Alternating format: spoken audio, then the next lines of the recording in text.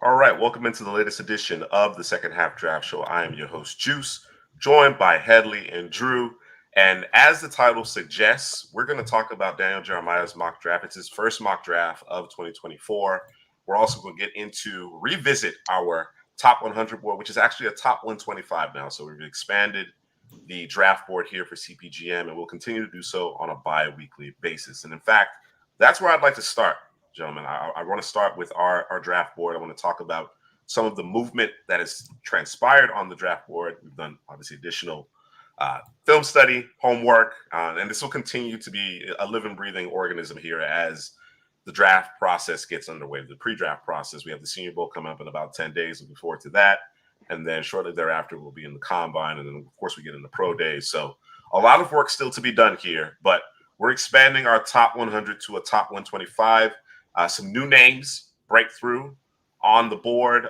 Some names fall a bit as we've gotten some more film under our belt with respect to 2023. So of course, with some individuals, we watched them. We watched them throughout the season. We've seen some of the all 22, but not all of it, right? And we're basing some of our initial projections based off of the lion's share, based off of our summer scouting, our 2022 film. Now that we have a larger library of 2023 all 22 to work with, you'll see some names shift and move here. So let's get into it. We'll start at the very top. All right.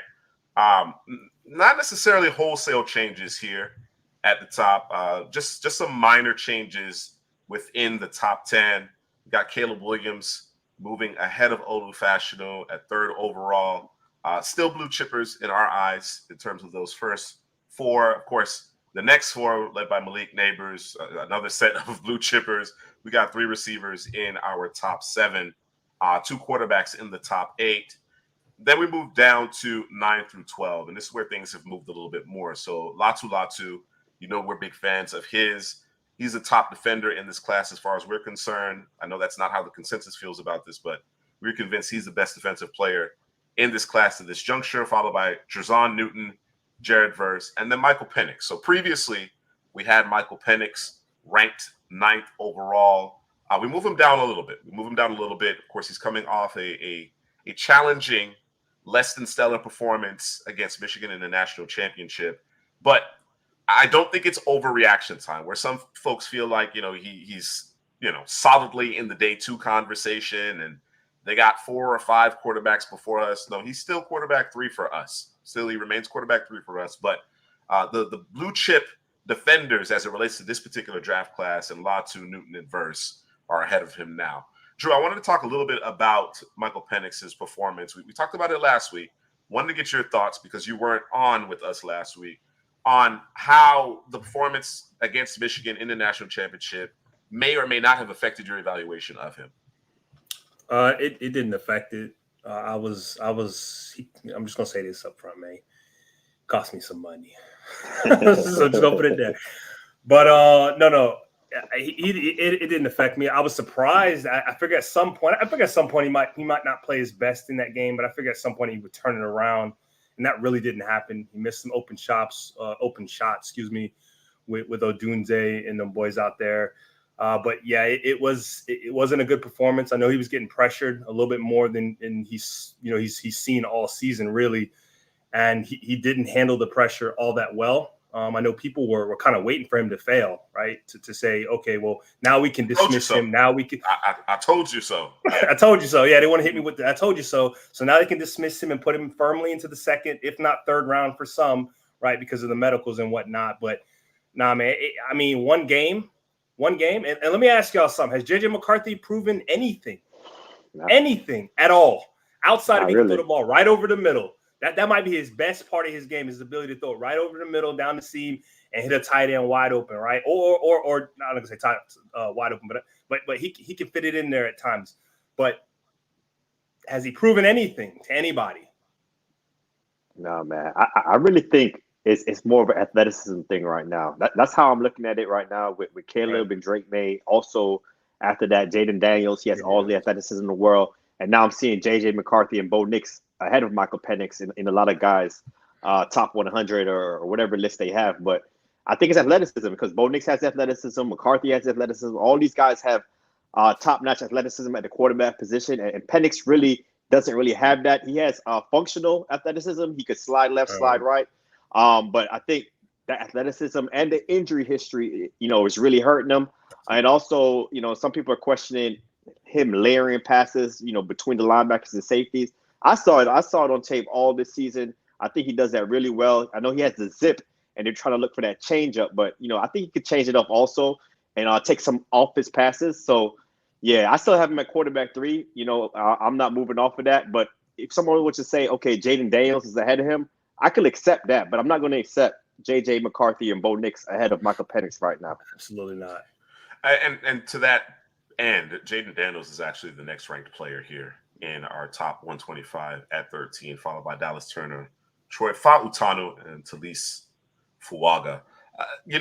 As it pertains to Penix, and this is kind of my last thought on Penix for this particular show, because we're going to talk about Michael Penix a ton throughout the pre-draft process.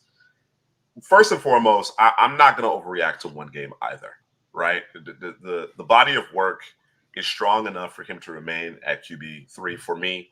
Certainly, it may have brought Jaden Daniels and Penix a little bit closer, as reflected here in our rankings, but I'm not going to throw the baby out with the bathwater. You understand what I'm saying? And as you mentioned, Hadley, regarding the athleticism and the emphasis on that. Okay, if that's your delineating factor, that's fine. That's fine. I just think the way Michael Penix plays the game is what tends to really combat the test of time at the position. If that makes sense, right?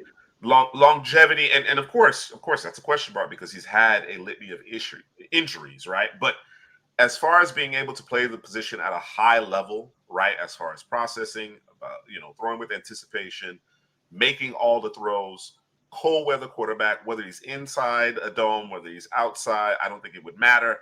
There's just elements of Michael Penix that not all the other quarterbacks possess. And one of the things that is very difficult to quantify and may have taken a bit of a hit in the eyes of some is the mental toughness, right? The ability to overcome those injuries, right? The ability to stand in there, face a pass rush, and deliver the football. There's no question about it. He got rattled in the national championship. He did not play his best football, nor did the team around him, right?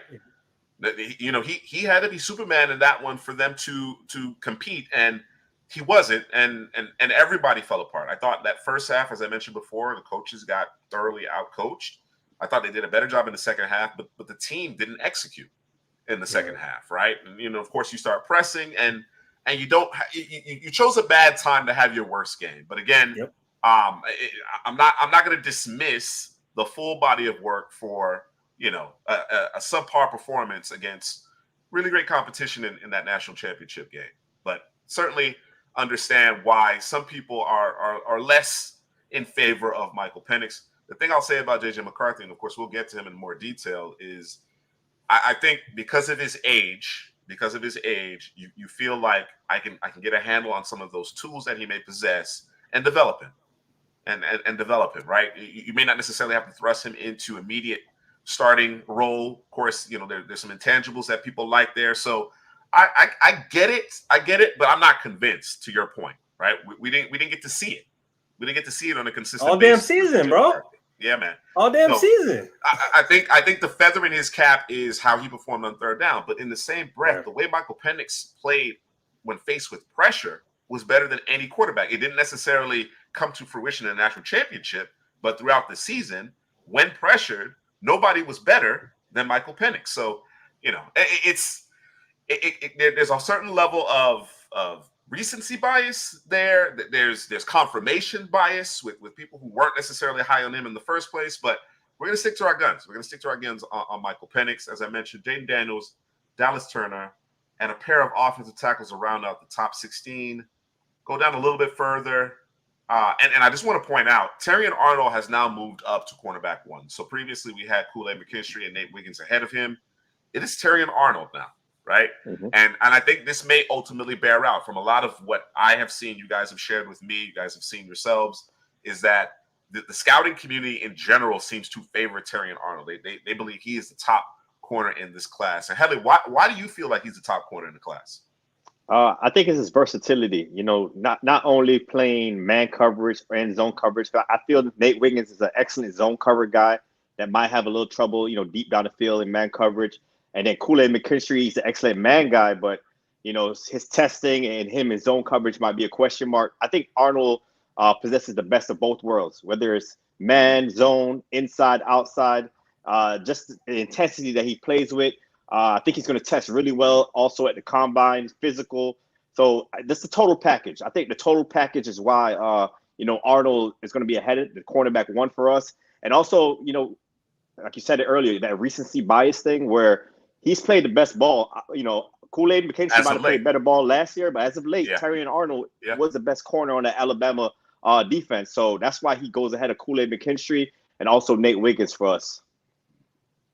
Yeah. Drew, you want to add anything to that? No, he took the words right out of my mouth. He gives you the best of both worlds when you talk about zone and man coverage, man. Comes up, he's ready to hit. Can't play cornerback if you can't tackle, right? You know, for Alabama, and we know he can do that in spades. So, yeah, man, he's the guy. The only way he falls off if he gets injured or if he has a terrible combine. That's the only way I can see that happening. Yeah, I think his movement skills are you know, a notch above the rest. You understand what I'm saying? And as Headley mentioned, the ability to play inside and outside the numbers.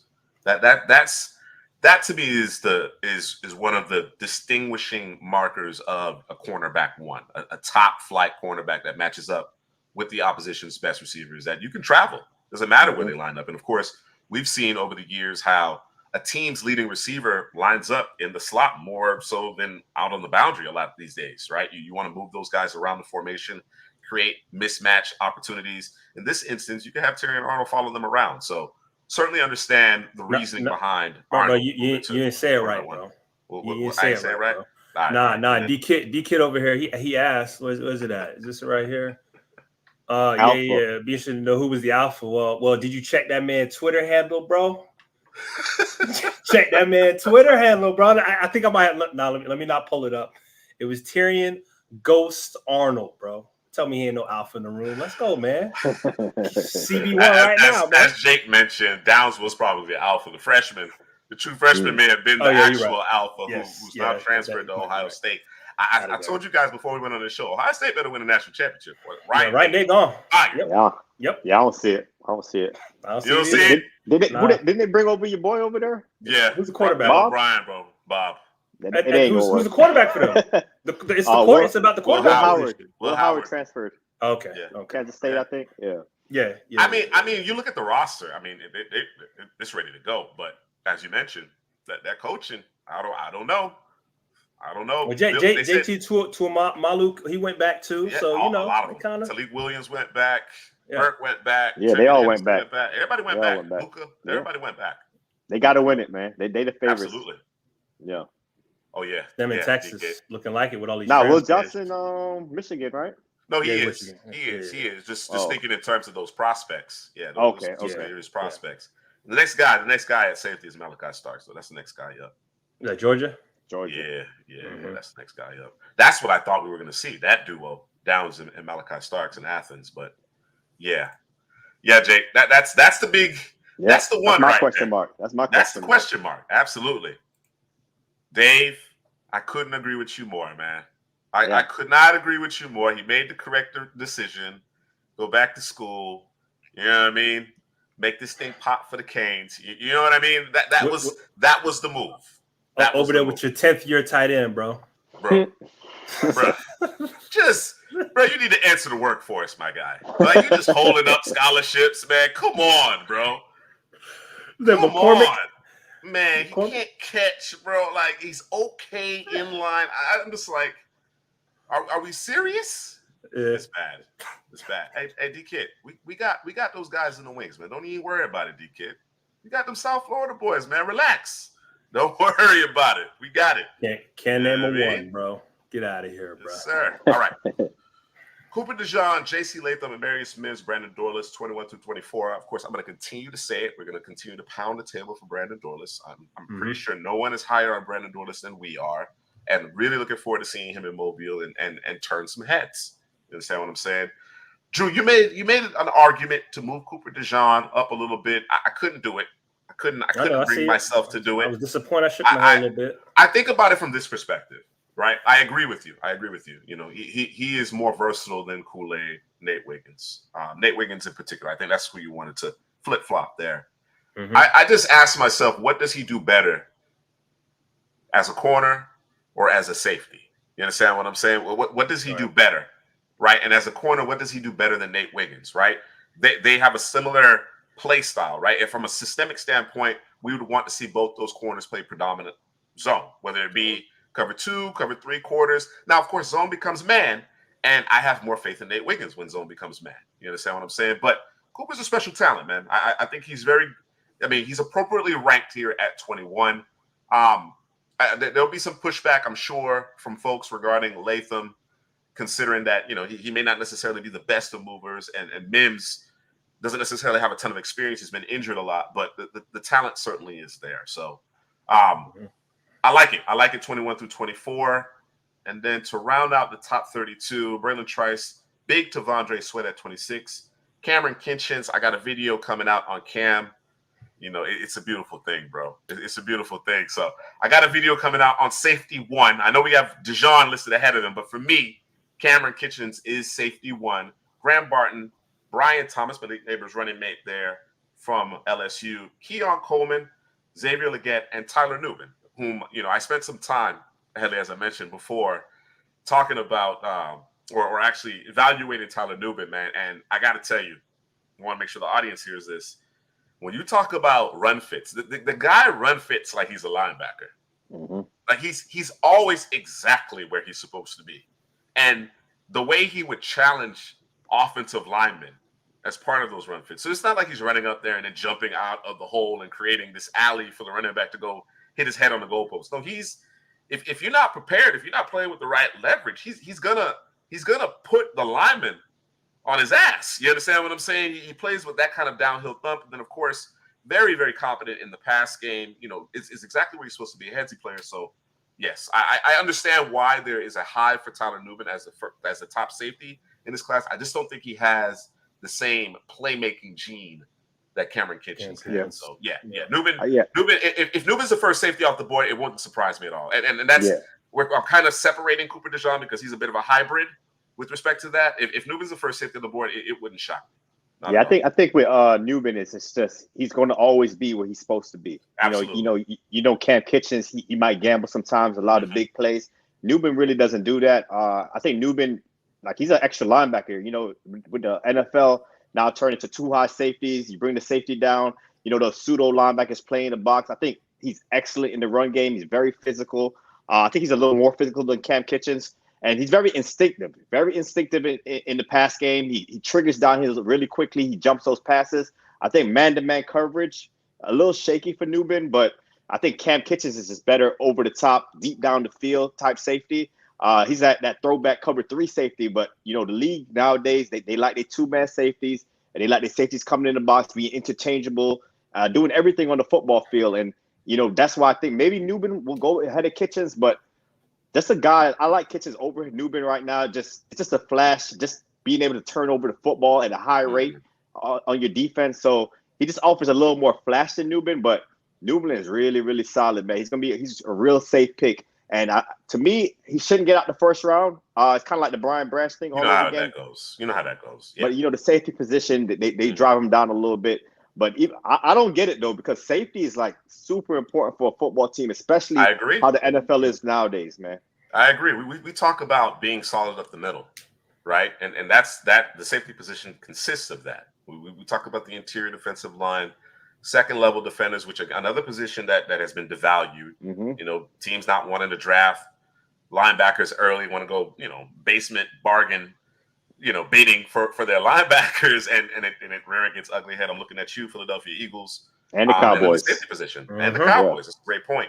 Yeah, and it bites you. And the thing about it, though, is when I look at those 2 prospects, and there's going to be a lot more conversation around this, right? As we're ranking individual positions, I think what we've done is we've pigeonholed Cam Kinchens as a center fielder. We've pigeonholed him that way. He's so much more than that, bro. Yeah, he is. He really is so much more than that. He is. I think I think teams are going to look at two things that might favor Nubin. Two things.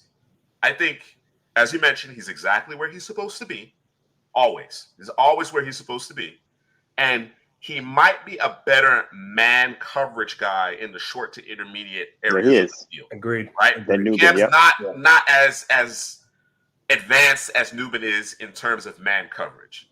But when you talk about the ability to just cover ground, right? The range, the ability to make plays coming from depth. You understand what I'm saying? Whether it be in the run game and support, whether it be in the passing game, the ability to turn defense into offense, and even in the split safety look, and I've also mentioned this before, and I'm going to continue to harp on this. We know what has happened in terms of NFL defenses adjusting to what the offenses have done over the last 10 years or so, right? Too high. When teams offensive start going back to putting a fullback in there, power gap scheme, right? Downhill running. You understand what I'm saying? Again, we've seen teams get punched in the mouth with respect to that. As we see that shift turn back, the guy that you're going to want, and I'm not saying Nubin isn't capable of this, he just doesn't do it as well as Cam Kinchins, is that single high guy, right? It's going to be that single high guy in order to combat more physical gap scheme, downhill rushing attacks. You understand what I'm saying? I believe that shift is coming. It'll never be what it was in the 70s, 80s, and 90s. It'll never get back to that point. But you look at the Lions, when teams are lining up under center and they're using that heavy play action and they're running the football and being physical at the point of attack. You know, everybody wants to run, nickel, two linebackers. You're going to need to drop that safety down. You're going to need to drop that safety down in order to support more and more in these coming years. And, I want a guy who's competent in both playing two high as well as single high. So a lot of more conversation around that for sure. Oh, we got a little question in the chat right here. They're debating the top twitchiest receivers in this class, other than Marvin Harrison Jr. and Neighbors. I think Neighbors is the most twitchy receiver in the class. Some other twitchy guys, I think the chat was talking about it. I agree with Xavier Worthy twitch. Jacob Cowing from Arizona, very twitchy receiver from the slot.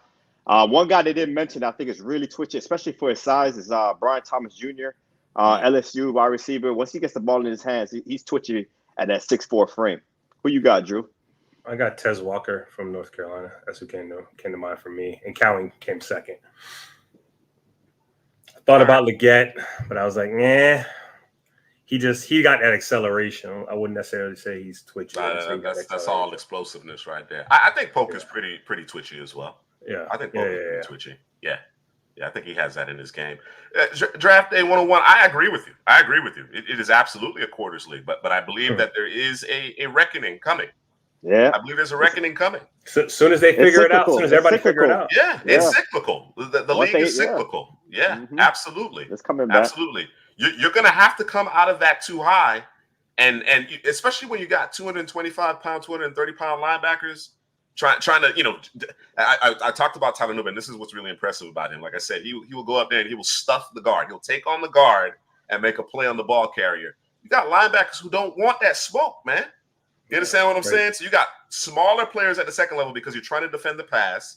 You got your safeties 12, 15 yards off the line of scrimmage. Yeah, I'm gonna line up. I'm gonna put a fullback in the game. And I'm gonna run it down your throat. That's what I'm gonna do. And then when you start to get concerned about that, that's where the play action and the shots come from. So it's coming. Yeah, it's coming. Especially look at teams now, like the 49ers and the Lions. I think those are two examples where they're gonna try to run the football. If you're gonna play those two high safeties, we're gonna run the football. We're gonna pound it. They have great offensive lines. So if one of those teams win the Super Bowl, it's a copycat league, and more teams are going to say, hey, you know what? The Ravens are another team that likes to run the football. So it's like, we need to stop the run now.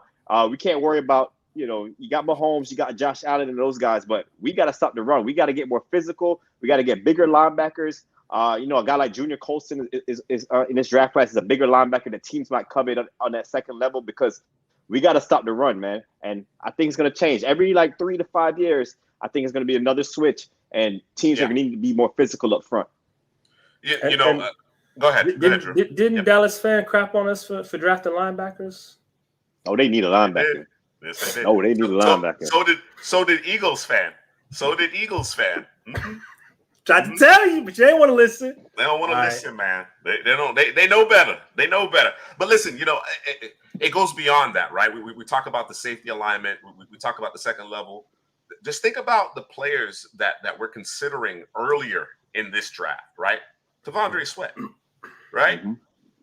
There was a time where you needed a Gilbert Brown, you needed a Ted Washington, you needed a Vince Wilfork, you needed somebody to eat up space, to be that immovable object up front. And teams still need that, but generally they look for that skill set later in drafts. You understand what I'm saying?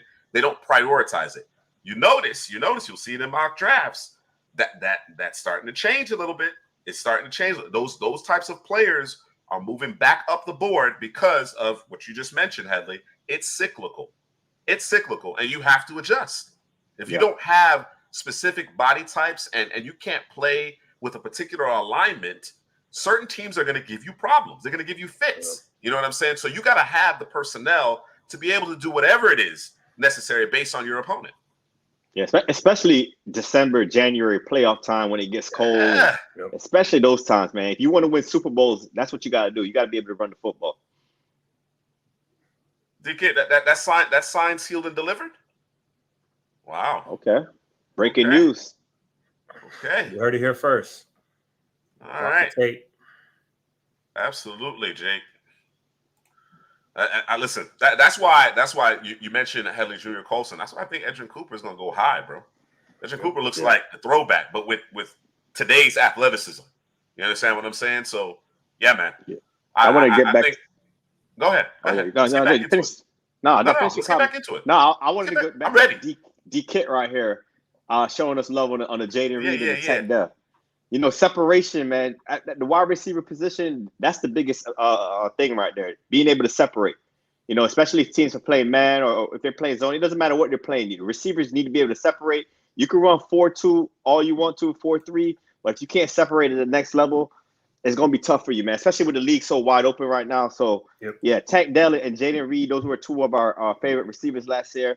So those are the guys that we're looking for, and that's why we have guys like Neighbors, Marvin Harrison, and Dunze as our top 3 wide receivers, because those guys can separate. Yeah, Senior Bowl alums there, Jaden Reed and Tank Dell. Got not the biggest players, obviously, but like you said, the name of the game is separation at the NFL level. Puka. Yep. Puka. And Drew, you were early on Puka. Yeah, beating the drum.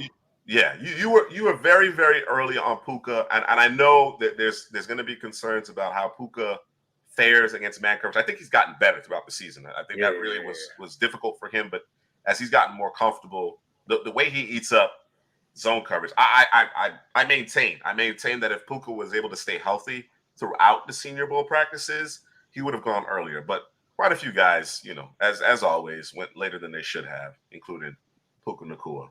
All right. 33 through 40, Kamari Lassiter, Troy Franklin, Rakestraw, man. I'm on board. Head up, board. Yeah, I'm on board, man. That boy, he different. He different, man. I get the concern regarding his frame, his overall size, but the technique, the skill set is phenomenal, right? And while he was a 3-star recruit, right, which is not a bad thing. Don't get me wrong, but a lot of what happens with the star system is based on body types. You understand what I'm saying? The 5 stars tend to be the guys who already have pro bodies. That's generally how that's determined, right? Rakestraw was recruited by Georgia, Kirby Smart, and Saban at Alabama.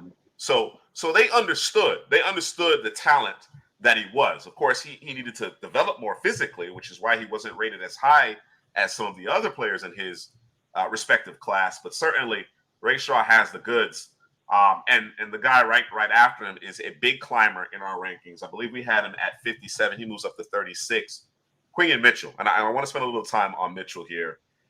The ball production is phenomenal. His ball skills are outstanding. If I joked, if I could take the technique of Rakestraw and put it in Quinion Mitchell's body with those traits, I think that's quarterback 1 over Terrion Arnold. I think that player, that amalgamation, that hybrid is cornerback 1. But Mitchell is really, really intriguing, and I think he's going to go in the first round as well. I think the scouts will look at him, look at that production, that ball production, and say, he looks the part. He looks the part. So, Helen, what's your thoughts on Mitchell? The one question mark I had before I turn it over to you was, I mean, yes, absolutely. This is D-Kit's guy. Absolutely. Let me make sure I get that on wax for D-Kit. Quinyon Mitchell is D-Kit's guy. I believe Drew is banging the drum for him as well. I saw a lot of off-man coverage, man. A lot of off-man. I mean, almost exclusively, right? and certainly it gives you an opportunity to keep your eyes on the quarterback. And he, he does a great job at the moment of truth. I don't want to take that away from him, but like you said, being able to turn those hips, flip those hips, drive on the football in some of those, close quarter type of areas, I just didn't see it necessarily. That doesn't mean he's not capable of it. Just didn't see it. So what are your thoughts on Mitchell, Hadley? Like you said, man, the first thing you notice is the off coverage. Lots of off coverage. He does break on the football really well. I love his click and close ability. Very instinctive. Read and react. He gets his hands on the football. Like you said, good ball skills. But I think it's a little misleading, though. He had 5 interceptions last season. 4 was in the same game. Did you watch that game? That's true. All the balls went straight to him. It's not like he made a play on the ball. Yeah, he didn't do much. He had 20 pass breakups, though. He did have 20 pass breakups. So he does get. So there's a lot of ball interceptions. Is a little misleading. But he's going to be one of those size speed guys, man. He's going to run into 4.3s. He got the size. He got everything that you need for the corner. So a coach or a GM is going to be like, we could mold this guy. He could be a shutdown corner guy. I'm a Rakestraw over Mitchell guy because of the technique.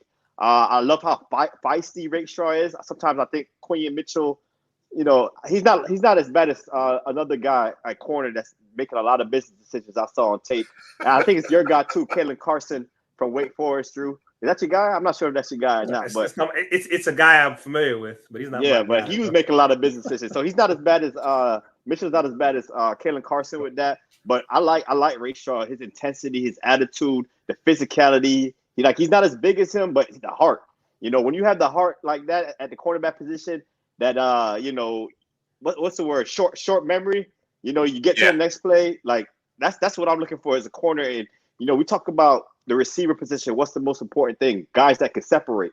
Well, you want corners that could guard those guys that can separate, that has those oily hips that could move with those wide receivers. So, Rakestraw, he might not be a primarily outside corner. I think they move him on the inside. He does really well on the inside also.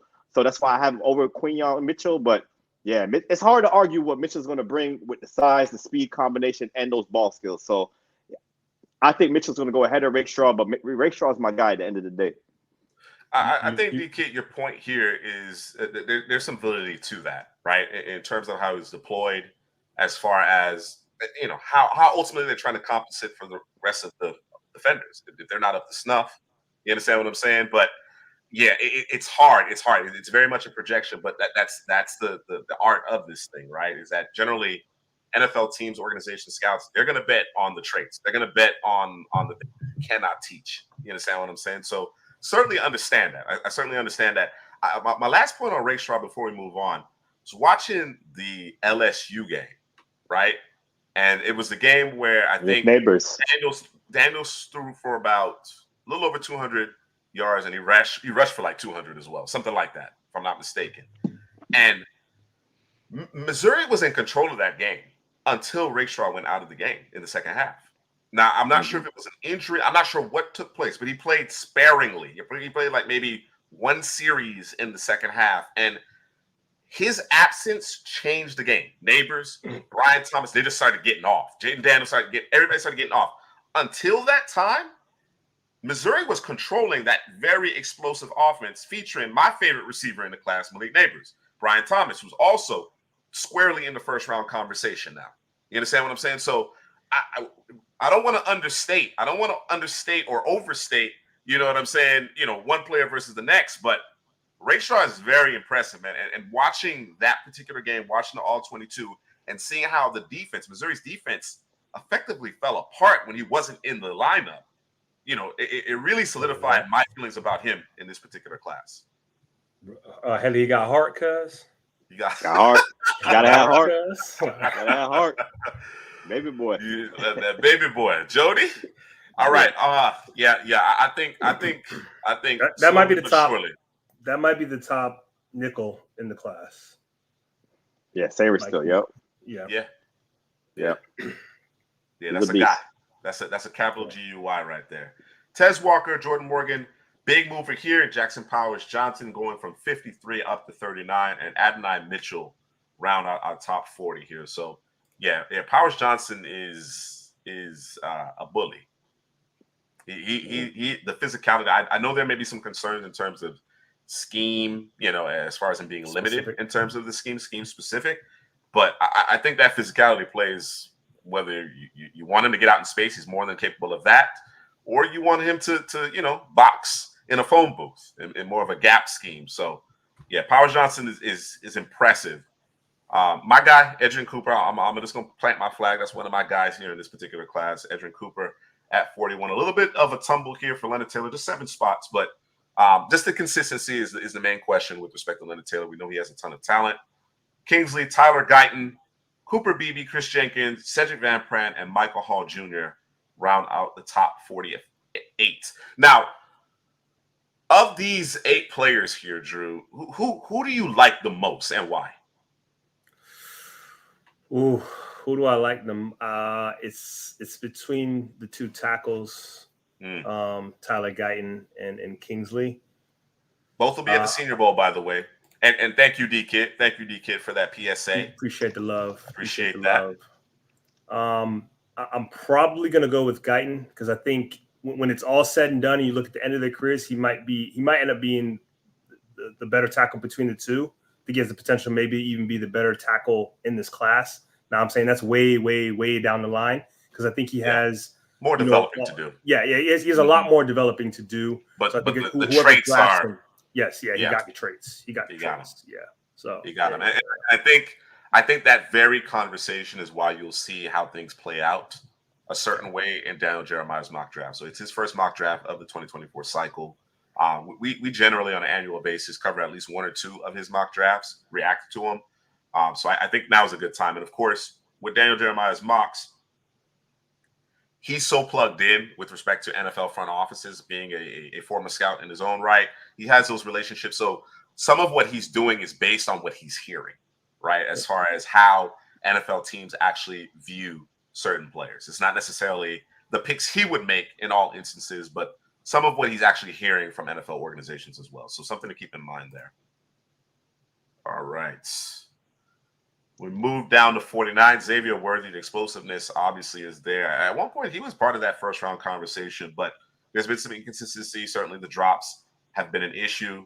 Byron Murphy, another guy that is going to be one of those risers. He's actually moving up a little bit here in our overall rankings, moving up from 56 to 50. Latavian Sanders, Bo Nix, Patrick Paul moves up from 61 to 53.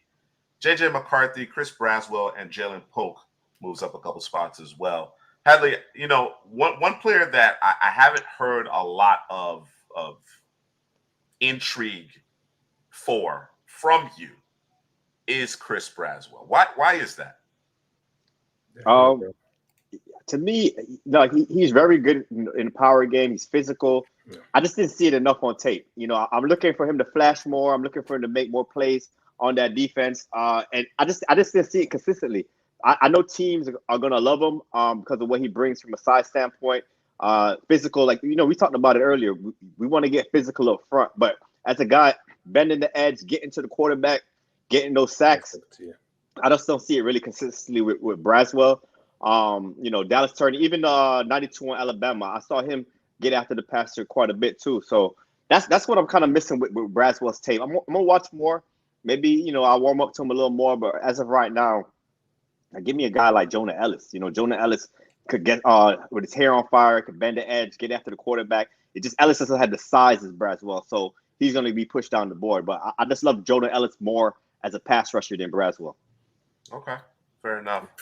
For me with Braswell, I thought earlier in the season, I thought you didn't hear his name. You didn't know. I'm not going to say you didn't know who he was, but I'm going to say you didn't know who he was. And I think towards the middle end of the season is where he started to turn it up. And I think that's maybe where you saw. So maybe if you watch some games towards the end of the season, you might see him, giving you that pass rush, or at the very least, what he was doing is he was moving the quarterback off his spot, or he was rushing the quarterback, trying to have them get that ball out much sooner than normal. Yeah, no, I tend to agree with that. Right, it's kind of when you started your evaluation on him might be coloring your opinion of him, but I understand your point, Edley. No, That's I not saw him lost late. on I me. saw him late in the season. Also, Yeah, I watched the Michigan game, the Georgia game. I just feel like he just needs more pass rushing moves. He doesn't have that repertoire like a Jonah Ellis, the spin move, the hand usage. He's just not there yet. You know, he could develop that. Yeah, he could develop it, but as of right now, that seems to be consistent with a lot of the Alabama prospects, though, over the years. Over the years, right? That always seems to be, and part of it is that you're expected to do your job. You're not necessarily always turned loose as well. You know what I mean? I'm not saying that that's the case for Braswell. It could be very much that he needs to develop more pass rush moves. We mentioned that with Dallas Turner entering the season, right? He didn't necessarily have a bag to go to in order to get after the passer, but he's obviously shown some improvement from that perspective. But certainly, it seems to be relatively consistent with a few outliers. Will Anderson, for example, is a bit of an outlier. You know what I mean? So I understand your point there. I want to address Matthew Matz, his comment here, McCarthy. I think there are a lot of NFL teams. There are going to be a healthy number of NFL teams that feel exactly as you do, Matthew. I think it's going to be that. Listen, we're gonna bet on the physical tools. And that's the thing about McCarthy. He has the physical tools. It's not as if he doesn't have them. He has the physical tools. There's a certain moxie. There's a certain intangibles about him that often is considered the it factor, right? That some folks are going to buy into that. Somebody's going to buy into it, especially at his age, right? You know, being coached by an NFL quarterback in Jim Harbaugh. You understand what I'm saying? If given the opportunity to sit and learn, I think he could be successful. I agree with that. Right, I'm just not ready to turn the keys to the franchise over to him. Is my point. And again, the NFL draft is largely a projection. You know, if you can afford to wait on your quarterback and give him an opportunity to develop, because the track record shows that generally works out well. Right, bet on the traits, let them sit, let them learn, let them figure out how to prepare at the NFL level. Then turn them loose as you build the team around them, as you upgrade the roster around them. Then I certainly understand that from JJ McCarthy's perspective. It makes sense to me. Yeah, I was a big fan of McCarthy, as you guys know from the 2022 tape. I love his movements in the pocket. It's just something about it. It's real subtle, but he got a good feet in the pocket. Got pretty good pocket presence, escapability. He gets to the top of his drops. He delivers those passes. Strong arm. Has the athleticism that we spoke about earlier. So he has a lot of traits that NFL teams are gonna like. The thing about him is, could be inaccurate. The inaccuracy, you see that time after time again with him. The bonehead decisions. Sometimes he makes a lot of bad decisions with the football, especially in the 2022 season. And this year, the 2023 year, they hit him. They hit him a lot this year in Michigan. They ran the football. We wanted to see. What was that game? He had like 8 pass attempts in that one game against Penn State. They just ran the football the entire second half. So you never get to see him be unleashed right now. And like you said, if he goes to an NFL team, he's going to have to sit for a year, but after sitting for a year, maybe 2 years, I think he could develop into a pretty good football player. Look, not the same guy, but look what Jordan Love is doing right now. Oh, absolutely. That's for 4 years. The most recent. Yeah. That's the most recent example of it, right? Jordan Love. I'll be frank. I was not a fan. I knew he had the traits, right? Got a chance to see him live in Mobile and wasn't impressed. But he had the luxury of going to a team that had a Hall of Fame quarterback who was still playing, pretty good ball there in Aaron Rodgers. You understand what I'm saying? Steeped in the system. He's been in the same system his entire time he's been in the league. And now you see, with all that talent and the confidence, right, that grew throughout the season, you see it. You see the outcome of that. You understand what I'm saying? And of course, he's playing with a lot of young weapons, so they're going to continue to grow together. You understand what I'm saying? So, there is a path. There is absolutely a path for JJ McCarthy to be successful, and I probably will be more surprised if he doesn't go in the first round, just considering that the way things are trending. If he doesn't, you understand what I'm saying? Absolutely. Yeah, he's going first round. He's going first round, Drew. Absolutely. It doesn't change where where we rank him, though, right? I'm looking at the player as of right now, and I think he's a D2 guy.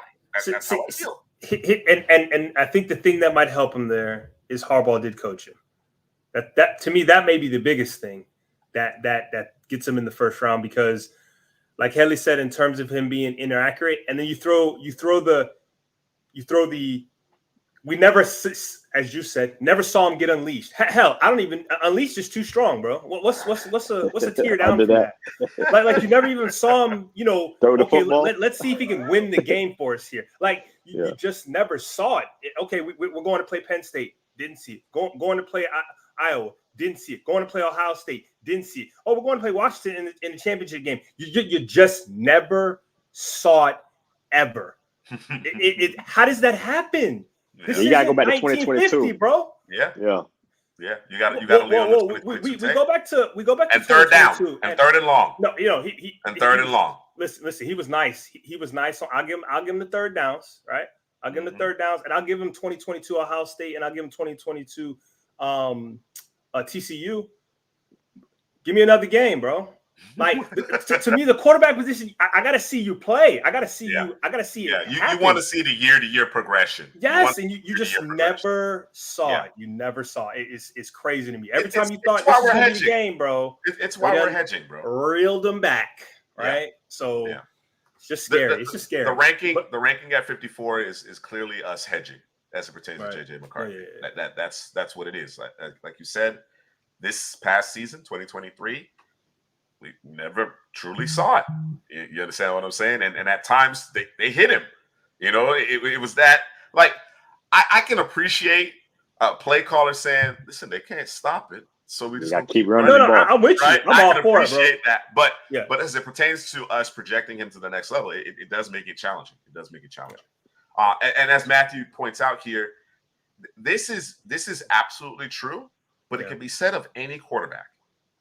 It literally can be said of any quarterback that they need to be in the right situation. They need to be given time in order to develop. And frankly, most quarterbacks don't get that opportunity. So hopefully McCarthy gets that opportunity. You understand what I'm saying? Could you imagine him with the Panthers? Something like that. You know what I'm saying? Like that's the type of stuff I'm talking about. Nope. You know what I'm saying? As long as he gets to sit and watch, I'm cool with somebody driving. Matter of fact, I'm okay with that. Somebody coming back up in the first round and grabbing them so they can hold for that fifth year. I'm okay with that. But if you're telling me he's starter day one, absolutely not. Maybe like in New Orleans, sitting behind Carr. Maybe in Minnesota, sitting behind Kirk Cousins. Something like that where you could sit behind a veteran quarterback for a year and maybe 2 years. Yeah. All right. I wanted to address D-Kit's comment regarding Cooper Beebe. Yes. He's like a bouncer. DK, he'll throw you out the club. This guy right here will throw you out the club. You know what I mean? I think, I don't know, I guess because it's not sexy, Cooper Beebe's not necessarily getting the love. He's going to be an interior guy, so that kind of pigeonholes you to later in the draft. But Cooper Beebe is the real deal. If I told you he was getting Quentin Nelson light, bro, with a little bit less technique, you know what I'm saying? So, you good with that? We can't do that, Drew. We can't do that. No, I said light, bro. I said light, bro. You tried to clean it up, Hadley. Hadley said, I cannot abide. I can't abide. I said Quentin Nelson light with less technique, bro. With less technique. I got you. Yeah. Hey, you want to talk about there was talking about the Murphy versus Kancey. Yeah. I like Murphy now. Guy, don't get me wrong. I like Byron Murphy, but Kancey was different. Kancey was I see DJ. We're gonna talk about DJ Mock, they mocked him in number 11. That's high, man. He's sub 300 and he's not Kalijah Kancey. I don't see that pass rushing consistency like how Kancey did it last year at Pittsburgh. But what you see it, Drew? You see Murphy top 15 pick? Nah, bro. I was surprised when I saw that, but when you see DJ's mock, there's always like at least three guys you're like. But he's plugged in though, so he's hearing something. You can't discount it. You can't discount it because he has the connection. He called who was it? He called last year. Walker. Walker. Not last year, but a couple years ago. He called Walker. 2 years ago, whatever. Yeah, he called Walker. So the first one on it. You know what I'm saying? Yeah. So can Cooper Beebe play center? Probably, but I don't. I think you're doing him a disservice. I like him at the guard. Yeah, I like him at the guard. Yeah, if we're talking max potential, it's guard all day long. All right. Got Kalen King moving down from 50 to 57. Jonathan Brooks, Kalen Carson, Braylon Allen. So Heather, you mentioned a guy making business decisions. You're referring to Kalen Carson, and what'd you see? Yo, he's so inconsistent.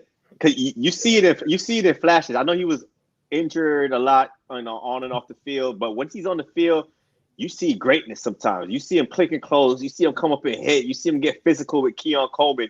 And then you see him like shy away. I call him Mr. Business Decision right now. He's making a lot of business decisions. He's not getting in there. He's not hitting.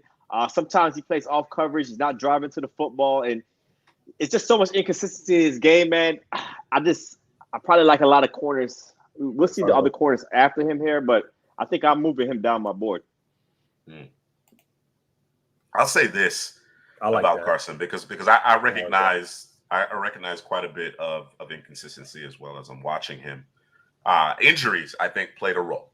I think injuries played a role in terms of some of the business decisions that he was making, and I think there was at times a lack of concentration, particularly when he was in off coverage, right? Snap to snap,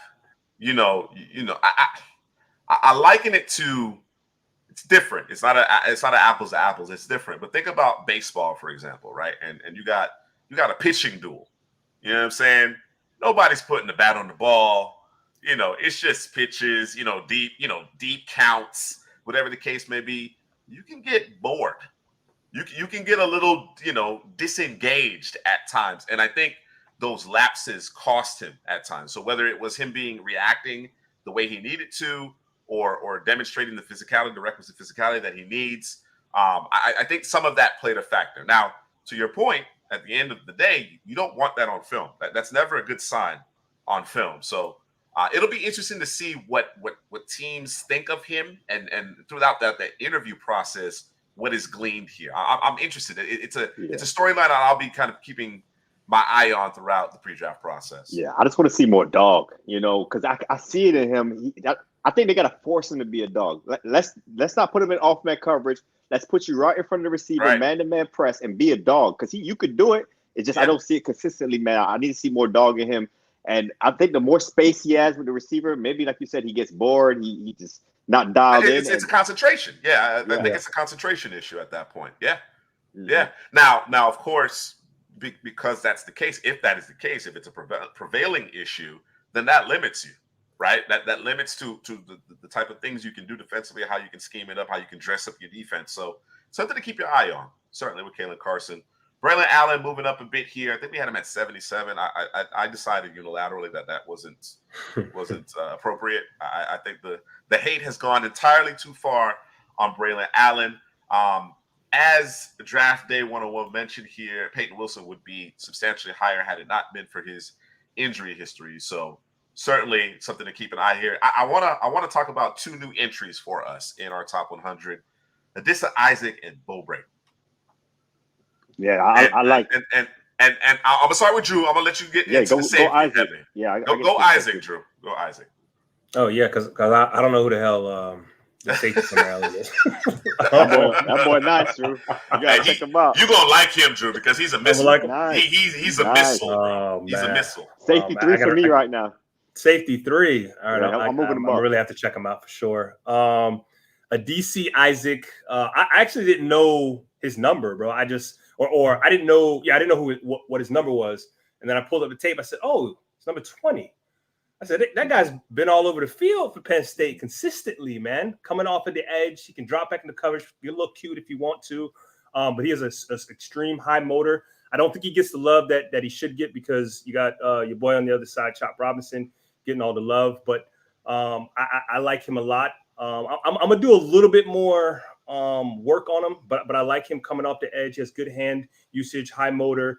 He's got some moves in the toolbox that he uses, and I think he can defend the run really well. Yeah, that's what I like. I like him getting after that in that run game. He's really impressive doing that. But Bo Braid, safety. First of all, he's 6'1", 210 with good size and speed. So that's a plus in the scouting community. Other than that, versatility. He can play all over the field, too high in the box, nickel. He's an attacking type safety, Drew. He's going to come downhill. He's going to hit. He makes a lot of plays behind the line of scrimmage, good timing and anticipation. I think that's what I really like about him, his timing and his anticipation, both in the run and the pass game, because he breaks on that football. He times up his blitzes really well. He gets to the quarterback. He's a natural hunter. That's what I call him right here, man. Natural hunter. He's gonna hunt. And the only thing that a little cause of concern is over aggressiveness. Sometimes he gets too over aggressive. He allowed a lot of big plays this last season. Not unlike your boy from Miami, Cam Kitchens. He just need more patience at times. Just play to where you need to be. Just be where you need to be. You're not Superman all the time. You can't make all the plays. Play with the other 10 guys around you. But other than that, this guy triggers downhill and he hits. He's like another linebacker out there. We talked about a safety position being that pseudo linebacker, come in the box from too high safety, come in the box, make a tackle, because he does that really well. And like I said, right now he's safety 3. I moved him ahead of a guy that I really love also in Jaden Hicks, and it's because he's just more physical than Jaden Hicks at this point. I love Hicks, all over the field as well, but Braid is a little more physical than Hicks, and I got him at safety 3. Mr. Prasky, he's a better coverage version of James Williams. Not quite as big, right? But in terms of the physicality, it's similar.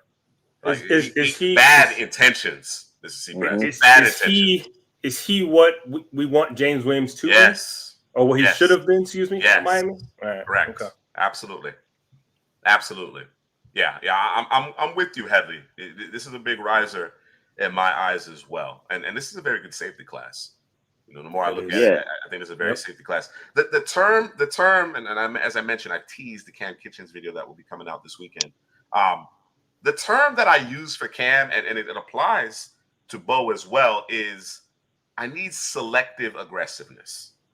I need you to be a little bit more selective, a little bit more choosy. All right, it can't calculated out here. It can't be whatever 3 a.m. at the club. I'm just gonna go home with whatever. You know what I'm saying? I need you to be more selective, bro. When the lights turn off. Your system. Exactly.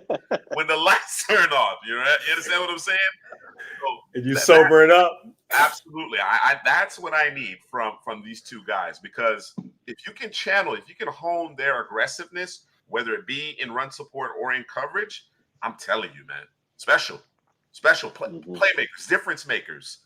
At the third level of your defense. And of course, they can make plays at every level of your defense. On the opposite side of the line of scrimmage, in short areas, deep, the total package. But it's the selective aggressiveness that they have to make sure that they hone in on there. All right. So 2 new entries here at 61 and 62. Also a couple new entries at 65 and 66. And I'll go in reverse order here. And let's talk about Jaden Hicks. And Drew, you covered Darius Robinson. Yeah, Jaden Hicks. This is a guy always around the football. The tape against Wisconsin, it was just impressive. Set the tone early in that game. First play, swing pass to Braylon Allen. He made the play. He came from the Raptors and made the play. And that's what he does really well. I'm not sure what his 40 time is going to be like, but he got the football speed. He closes really well. He made a late game fumble on Braylon Allen as well, but he triggers downhill really quickly. I like him in the pass game as well. I think he could guard a tight end. I think he could lock tight ends up at the next level. Could play slot receivers. I like his hip movement, break on the football in the pass game. He could blitz effectively, and he plays a lot on that second level as well, just like a Bo Braid. But he's just not as physical. I think his run fits sometimes is hit or miss with him. He'll allow big runs. He'll miss some tackles as well. So I just need to become a better tackler, be more physical, and play the run fits a little bit better. But, man, this guy flies around the football, and he makes plays, man. In the biggest moments, he makes big plays in big moments, man. So that's what I like about Jaden Hicks, the safety from Washington State. Yeah, he's one of those underclassmen that'll be at the Senior Bowl, so looking forward to watching him as well. Yeah, Darius Robinson. When I look at players, when I'm scouting them and watching them, I don't even go to look at like their size or anything. I just turn it on and see what it looks like. And as I'm watching, I'm like, all right, let me see what the size looking like, right? See the production that he had the year before this year. It says, I don't know how true this is, because they be lying out here in these streets. 6'5", 296. So let's give him 6'5", 286. Let's take off 10 pounds, right? Sure. That's a good size, bro. That's a beast. And he plays to that size at the edge, and he has some explosiveness. I see D-Kit called him Jared verse light. I wouldn't necessarily go there with it, I think he's a guy who you can definitely play some games up front. I think he has good pace and timing when you talk about playing those games up front. Like I said, super physical. I think he's stout in the run game, and he might be a hidden gem when it comes time when you're talking about these edge players that you might get really good value for. All right. Let me get into these comments a little bit, man. This is just I just found this intriguing, right? So Mr. Prasky is trying to outfit his defense. A lot of changes in Seattle on the defensive side of the ball. I hear no linebackers. Here's the thing. Your boy is James Williams is expected to play linebacker at Mobile. Yes. I think teams view him as a linebacker more so than a safety. The physicality absolutely is there. If you want to draw some parallels to Cam Chancellor, that's okay. That's okay. Bigger safeties, big, tall safeties that bring hats to the party. Absolutely. I think Bam Bam is a different animal. I'll be honest with you. I think Bam Bam is different.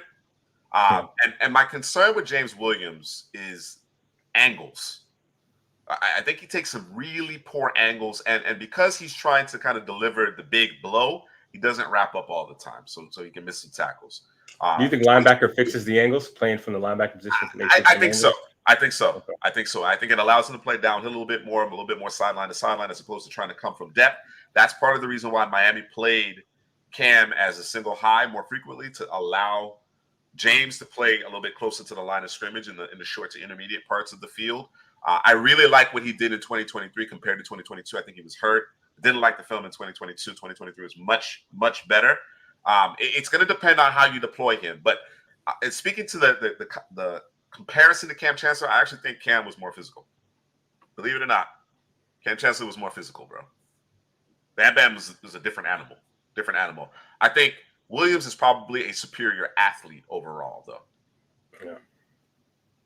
All right. What we got here? Let me catch up a little bit. Powers Johnson scary. Yes, Matthew. I'm a huge fan of Edrin Cooper. Been so for a couple of years now. All right, let's move on. Let's move on. Malachi Corley at 69.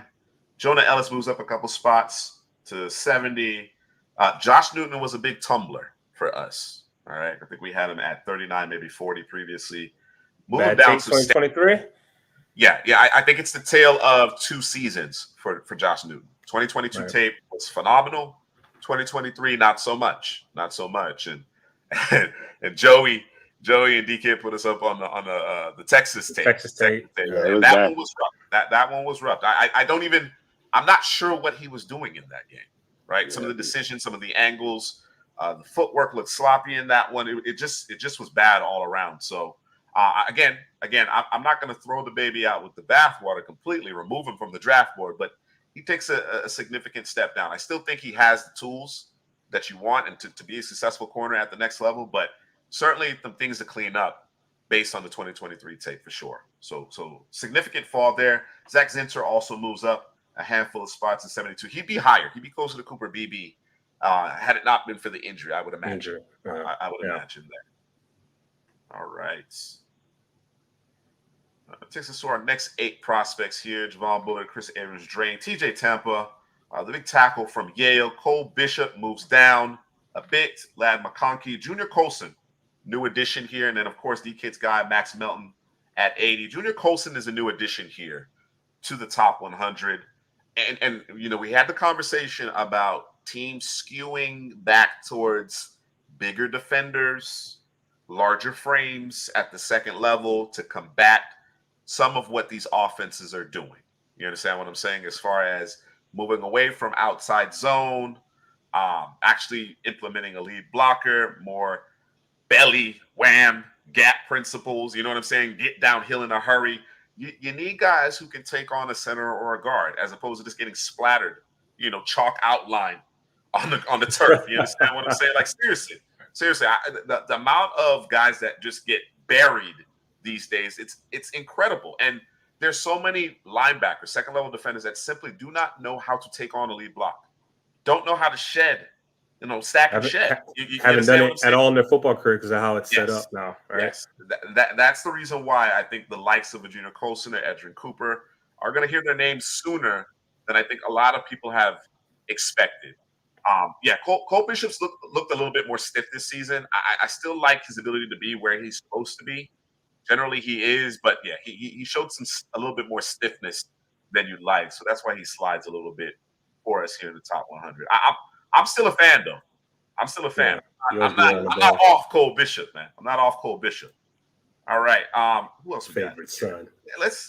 But before we move on, I already know what you're gonna say, bro. I moved your guy Lam McConkey down. Your guy, bro. I moved Headley's guy down. I think he's a good player. There's a lot more players that I like more than him. That's really what it came down to for me. I think he's solid. I definitely think he's solid, but had to move him down here in the top 100. Then we get to 81 through 88. There's your guy there, D-Kits, Vaki. I'm not ready to go there just yet, but it might happen. What do you guys? I was just gonna ask that. I was just gonna ask who's the better player. Vaki, he closes quickly. He got that athleticism. So the better player probably is Vaki. I mean, he can do more, but Cole just be around the football, bro. He just finds his way. No, Vaki's around the football too. That boy was around the football a lot. No, hold on. So what number is he for Utah? Or what number was he for Utah?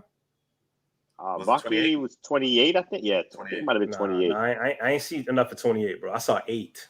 Yeah, eight. Ocho, bro. Listen, man. Feel me? Last season, maybe. This season, 28. No. Yeah.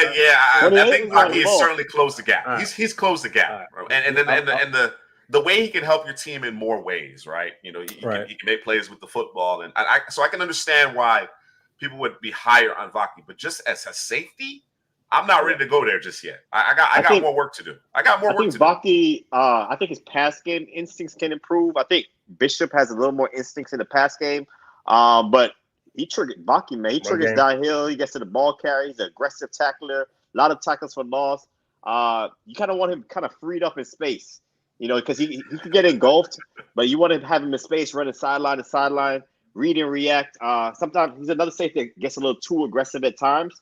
But he's an excellent run and chase player, man. He's gonna run, he's gonna chase, he's gonna get you, and I think he's gonna be faster than Bishop also. So I think Vaki goes ahead of Bishop in the draft. Vaki probably has more room to grow, I would imagine, right? He's a two-way player. Plays running back also. The comments is like, yo, we tripping. Vaki's no. I'm with the comments now. After watching, I was big on Bishop last season, but this season.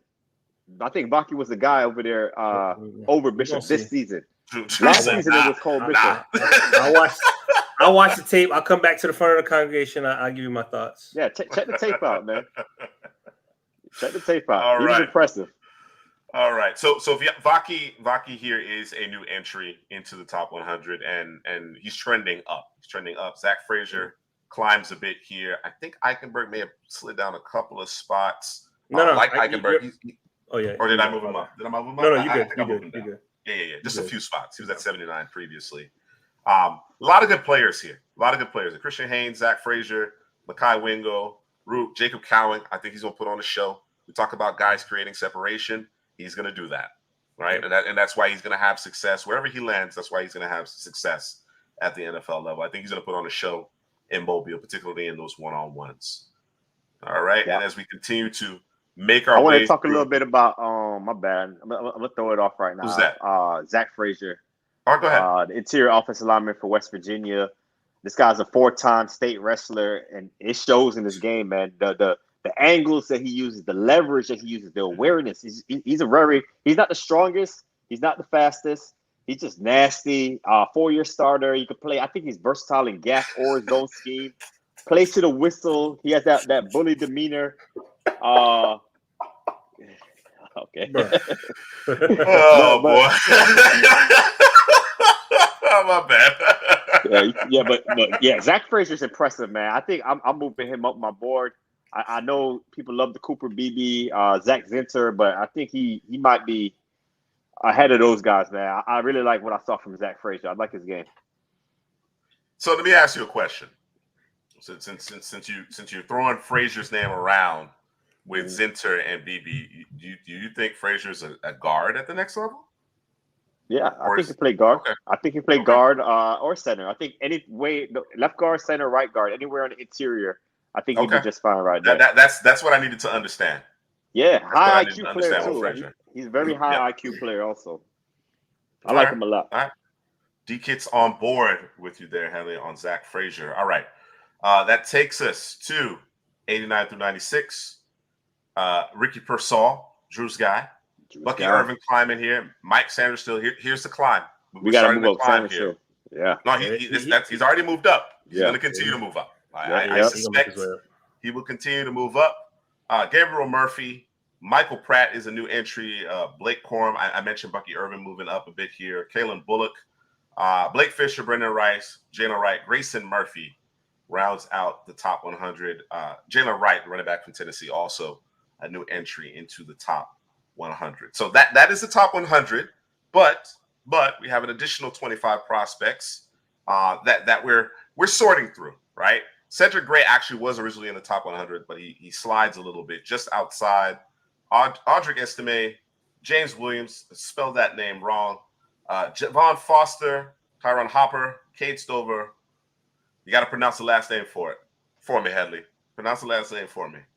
I butchered it last time. Is it Luafau? Luafau? The chat knows, man. Give me a phonetic. Lufu. Is it Lufu? No, I just threw that out there. All right. DJ James, quarterback from Auburn. Auburn's like entire secondary, I think, is in this particular draft. Followed by Spencer Rattler, a player that, is very intriguing. Rattler's talent, arm talent, there's no question about it. I think the main concern is the decision-making. You know what I'm saying? Seeing the field on a consistent basis. But I think you get him in the appropriate offense with some good coaching, you may be able to harness that talent. So that's one of the more intriguing names at the quarterback position. After you get past Penix, Nix, McCarthy, once you get past that trio, Rattler really becomes the most intriguing name to me. I know we have Michael Pratt rated a little bit higher, but Rattler's talent is special. As far as being able to spin the football, he's as good as anybody in the class in terms of spinning the football. Marshawn Lloyd, running back out of USC, Dwayne Carter, Trey Benson, Tyke Smith, Jamari Thrash, McKinley Jackson, Kamal Hayden. That's 113 through 116. Braden Fisk, Puny, Roman Wilson, Javian Cohen. He's a transfer from Alabama. Played at Miami this past season. Cam Hart, Jalen Ford, Jalen Simpson, Muhammad Kamara, and finally, Drew's guy, Keith Randolph Jr. So I went through that very quickly. I went through that very quickly. So go ahead, Drew. Go ahead. Real quick, just Matthew, Kyrie Jackson is 126, man. That's all I wanted to say. Go ahead, bro. That's all I wanted to say. This is what I wanted to say. He is underrated, by the way. Can't nice size. There you have it. There you have it. So among 101 through 125, all right. Headley, we talked about James Williams. We talked about James Williams and kind of what we would like to see, what we expect from him. Very intriguing prospect. You can't teach that size, obviously, and that athleticism. Who stands out to you among this group, Headley? I'm looking at the linebackers, man. Really like Tyron Hopper from Missouri. He's always around the football. And the Notre Dame linebacker, Maurice Lufu. He's a twitchy linebacker. They got another guy, J.C. Bertrand. Bertrand is, more in the box, physical linebacker, but Lufu is twitchy. They could send him on the blitz. He goes sideline to sideline. He got that nature, that hunting nature. Also, his movement ability. I like him attacking, moving forward. When he has to read and react, I think that's where he's a little bit delayed. But he's this age's linebacker. The NFL, they want linebackers that can run sideline to sideline, help you in pass coverage, and I think he does that really well. So I like those two linebackers right there. All right. What about you, Drew? I got two guys here. I got Cade Stover, tight end for Ohio State. He's dude's kind of sneaky, man. I think his best football is definitely ahead of him in terms of catching the football and just being a little bit more dynamic. I think he has that in him, but I don't necessarily think Ohio State used him in that way. Tight end is usually not a big target for them in that offense that they run with the receivers that they got. And then the other guy was scroll down real quick. I know his last name Dwayne Carter from Duke, D tackle. causes havoc all over the place. I think he was used all over that line, but mainly in the middle. But I know I like to use the term line of scrimmage discriminator. I think he's also a penetrator as well. So yeah, discriminate, penetrate, all that. Pause it up. I kind of want to jump into some of these running backs too, because bro, don't nobody want to hear about no Trey Benson, bro. Yeah, I don't want to hear about it either. We gotta talk about some Trey Benson. I don't want to hear about it either. Not just Trey Benson. Also a guy that I think he just made the top 100. Jalen Wright from Tennessee. Yes, like he's impressive, man. He might be probably one of the most twitchiest running backs in this class. Just as he could go laterally and not lose any speed and accelerate so quickly. I know he's not going to be like a bell cow running back, but put him in a committee, give him like 10 to 15 touches a game, and he could be very effective. Trey Benson, I think it was your boy, what's your boy, DP. I think DP had Benson as his RB1, running back 1 in this class. The thing about him does he? I think he does. I think he has Trey Benson as running back 1. I got to go check the tape, but the first and second downs, he you know how he comes downhill. He's hard to bring down. Just the pass catching. You know, the league likes their pass catching running backs, and Jalen Wright can help you there as well. Marshawn Lloyd is another running back from USC, can help you in the passing game as well. So it's a lot of good running backs. It's just they're not being talked about because we just know the nature of the position right now. SMA, physical running back going downhill for Notre Dame. That's another one there also. So, you know, those are some of the running backs. I just want to speak to the running backs a little bit. Would you say Wright is similar to Rachaad White? I haven't watched him, so I'm not sure. Would you say he's similar to Rachaad White? There's a conversation that I want to have with y'all. I want to have a conversation with y'all about a pair of former Senior Bowl running backs that we had a conversation about previously. So a lot of conversations going on. Feel me? Let me address Draft Day 101. There is a high for Jalen Wright. There's absolutely a high for Jalen Wright. So you're going to hear his name more and more throughout the pre-draft process. I'm certain of that. He made for the NFL. Absolutely right. You're absolutely right. Trey Benson is not running back 1. You're absolutely right. All right. That's from a State fan. That's from a State fan. No. I think the thing about Benson is that he's scheme specific. He's scheme specific in my eyes. That's but in that zone, he could be a problem. He could be a real problem in that zone. On the ground. Yeah, man.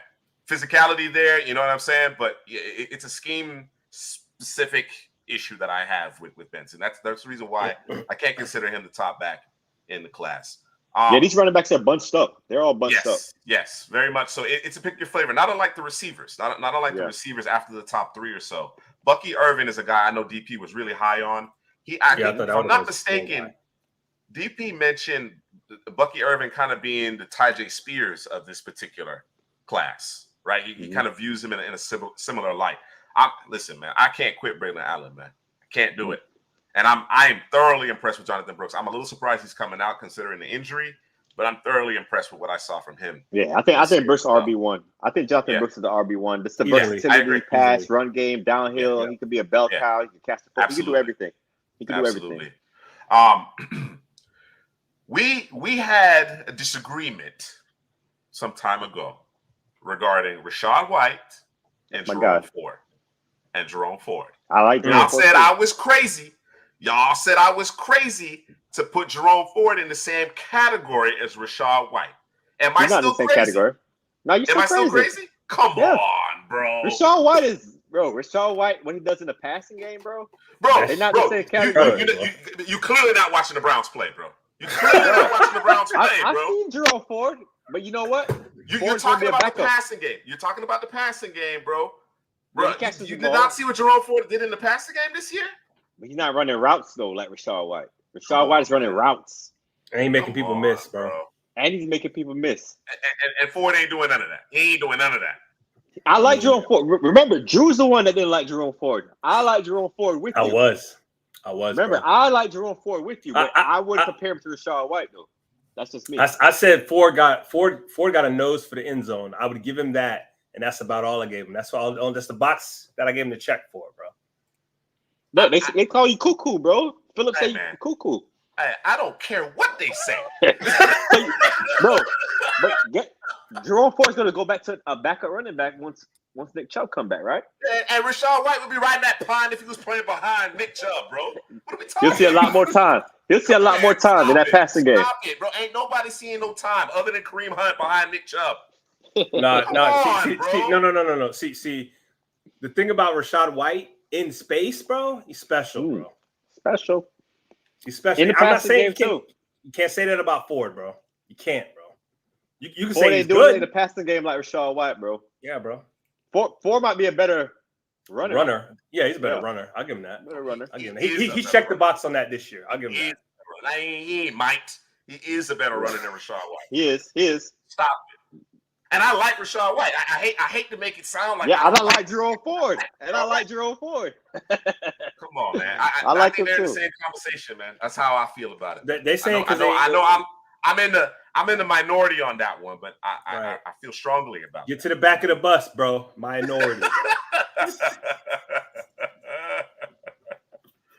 All right. They say you're a homer, Drew. You can say you a homer. I see what I see, bro. You feel me? I see what I see. Yaya Diaby balling. Can't see I balling. like Yaya. Can't see the ball. Yeah, you got Senior Bowl, right? Was Can't see Senior Bowl? I forgot. Was he there? I don't remember. No. That wasn't him. No. Yeah. He's underclassmen. He was underclassmen. Right. Up to the underclassmen. So yeah, Cansey's a bad boy. All right. All right, that's gonna bring our update to our top now 125. You seen this, to bro? A conclusion. He's a fact. What's that? That's a fact right there, bro. That is a minority. He's good. Fact. If I ain't never seen one, bro. Yeah, I know some people view him as a corner, and I think depending on the system, he absolutely could play corner.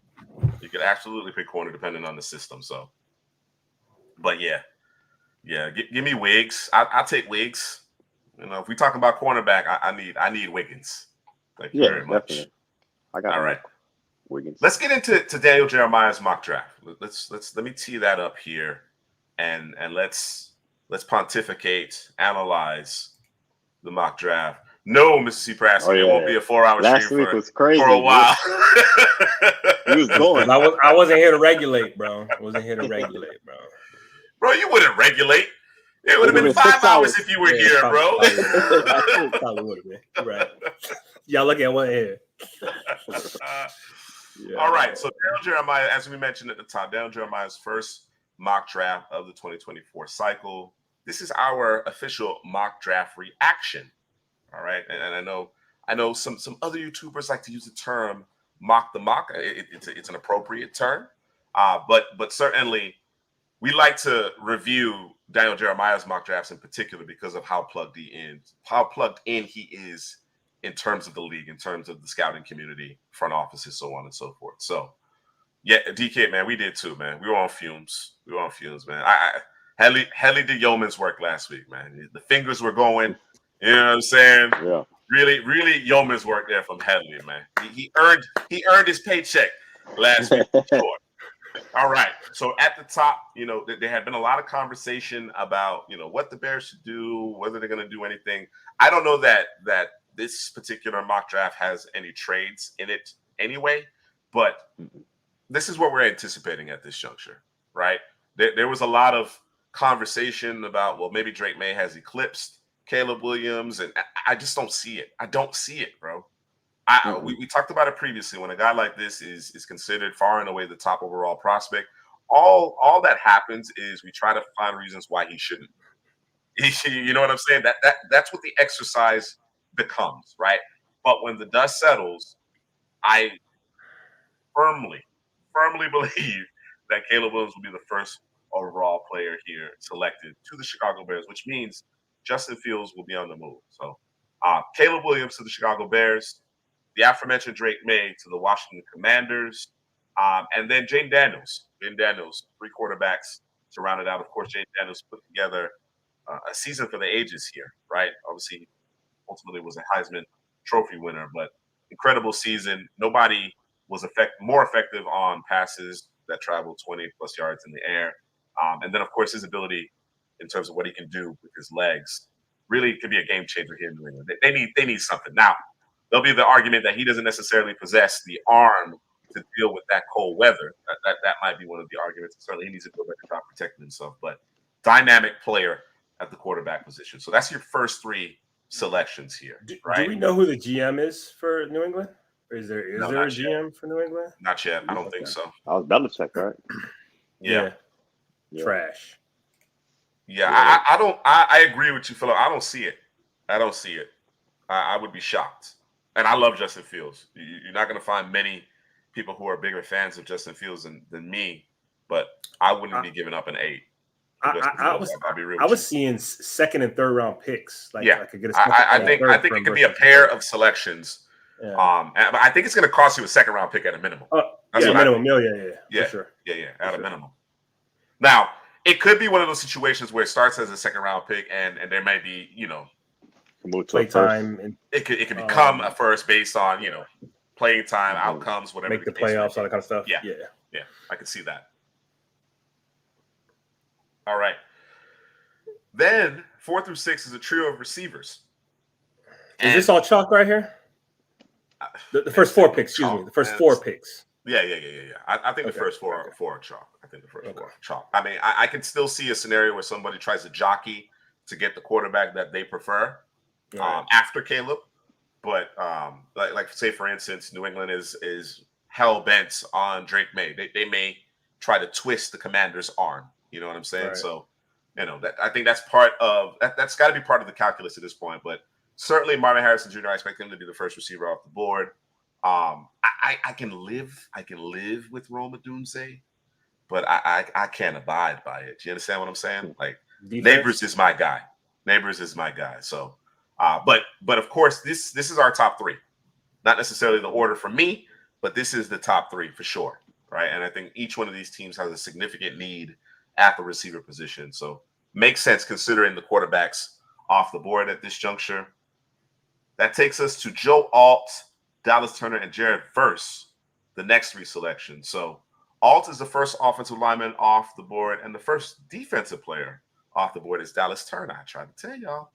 I missed this one. I didn't see bro. That was Dallas Turner. I think considering the leap from a pass rushing perspective that we saw from Dallas Turner, they are encouraged. He's a younger player than Jared Verse, right? Teams are going to be encouraged about the clay, the high quality clay, as we like to describe, and being able to mold that for the NFL level. Now, Headley, I'm sure your head is exploding because you would prefer to flip-flop Turner and Verse here, with Verse going to the Falcons over Turner. But I really do think I think it's a question of upside at this point. I think it's a question of upside. I think Verse is a little bit more polished. I shouldn't say a little bit more. I think he's certainly more polished than Dallas Turner as a pass rusher. But the upside with Dallas Turner, I think, is higher. I think it's higher. Yeah, give me lot 2 in Verse over Turner. Now, you know me, I can get on board with that. I'll definitely take lot 2 over both Turner and Verse. Right, the Turner and Verse conversation, I can have a debate there, but I hear you. You prefer lot 2 and Verse over Turner. Fuaga squarely in the mix, and in this particular mock draft, based on what DJ is hearing, based on what you've heard from DJ Headley, Olu Fashanu slides out of the top 10 here, and Fuaga rounds it out. He's the second tackle off the board to the Jets, and of course, that's a huge area of need for New York. Yeah, it's crazy, but I listened to DJ on this podcast and of why I guess they didn't like the tape. I know the Ohio State tape was a little rough. I guess the Michigan tape wasn't up to their liking. Also, they just felt like Olu took a step back from 2023 to 2022. I know he cited like some balance issues with him, always being on the ground, and we don't like our offensive linemen on the ground. I'm gonna go back and watch the Michigan tape. I know Ohio State JT gave him some fits. But I can't do Fuaga. If you're telling me Joe Alt over Olu, I can say, okay, I get it. Live with that. Alt had a better 2023 season. Alt does really good in the run game also, but just Fuaga, I can't. Even though I like Fuaga, I just can't put him over Olu, man. Just what Olu does in the pass game, his hands, his feet, it's really good. It works very well in sync. I have some question marks on Fuaga's pass game technique. I know he's excellent against the run. And maybe that's what the Jets probably were looking for, a guy that can get to the second level, be really well in that zone scheme, be physical. So maybe it's just a fit there while Fuaga's going to the Jets, but I just can't get him over Olu, man. I can't put him over Olu.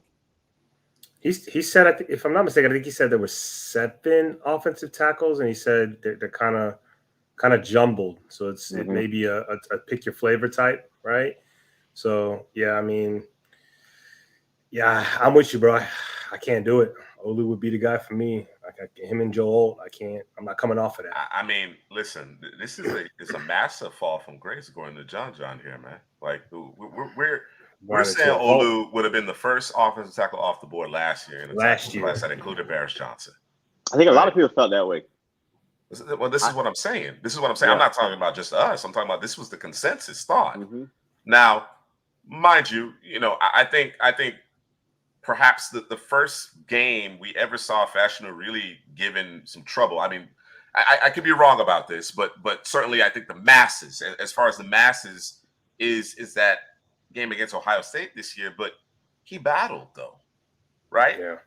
Right. We're acting as if he lost every rep. You understand what I'm saying? Yeah. I mean, I'm with you. I'm with you, Adley. Like I can understand all, but and here's the thing about Fuaga, man. D-Kit mentions it. He mentions it. Maybe it's the edge that they're not necessarily seeing from Olu, right? The tenacity. They may not necessarily be seeing that from Olu, but Fuaga, bro, it's just down block, right? I know he's capable in pass pro, but I think speed is going to give him trouble. I think speed is going to actually give him trouble at the next level. It's going to be a bit of an adjustment for him, right? I think ultimately he figures it out, but it's going to be an adjustment for him, man. I can't. OT5? Yeah, I see the comment on there. That's crazy. That means you putting Latham over him. Mims. Mims. I can see the ceiling in Mims. Right. Gotta be healthy. But I can't put no Latham over him. I can't do that. If that's who he has over him, I can't do that. Yeah, man. Yeah. There you go. Yeah, he's got Latham. Yeah. Yeah, I'm not with it. Easily. Say easily. Yeah, explain yourself. Yeah, Mims is a wild card. Yeah, he's a wild card. He got high ceiling. Mims is a wild card. All right. Now, big news. This is probably the most surprising right here, right? Yeah, I would say so. That's the biggest one. Even more so than Olu sliding a little bit, probably is where Byron Murphy is being selected, 11th overall, and this is according to what Daniel Jeremiah is hearing, right? That he's the top interior defensive lineman in this particular class, and I'm interested to hear what the kid has to say about it, because I know he's not the biggest of Tristan Newton fans, right? He's concerned with the motor, the consistency there in terms of effort from time to time, man. I think there was no doubt that Byron Murphy was going to climb. There was no doubt in my mind, but this high, that comes as a surprise to me. It does come as a surprise to me. Looking forward to seeing him in the one-on-ones, though. I think he's going to be able to do damage and certainly continue to bolster that draft stock.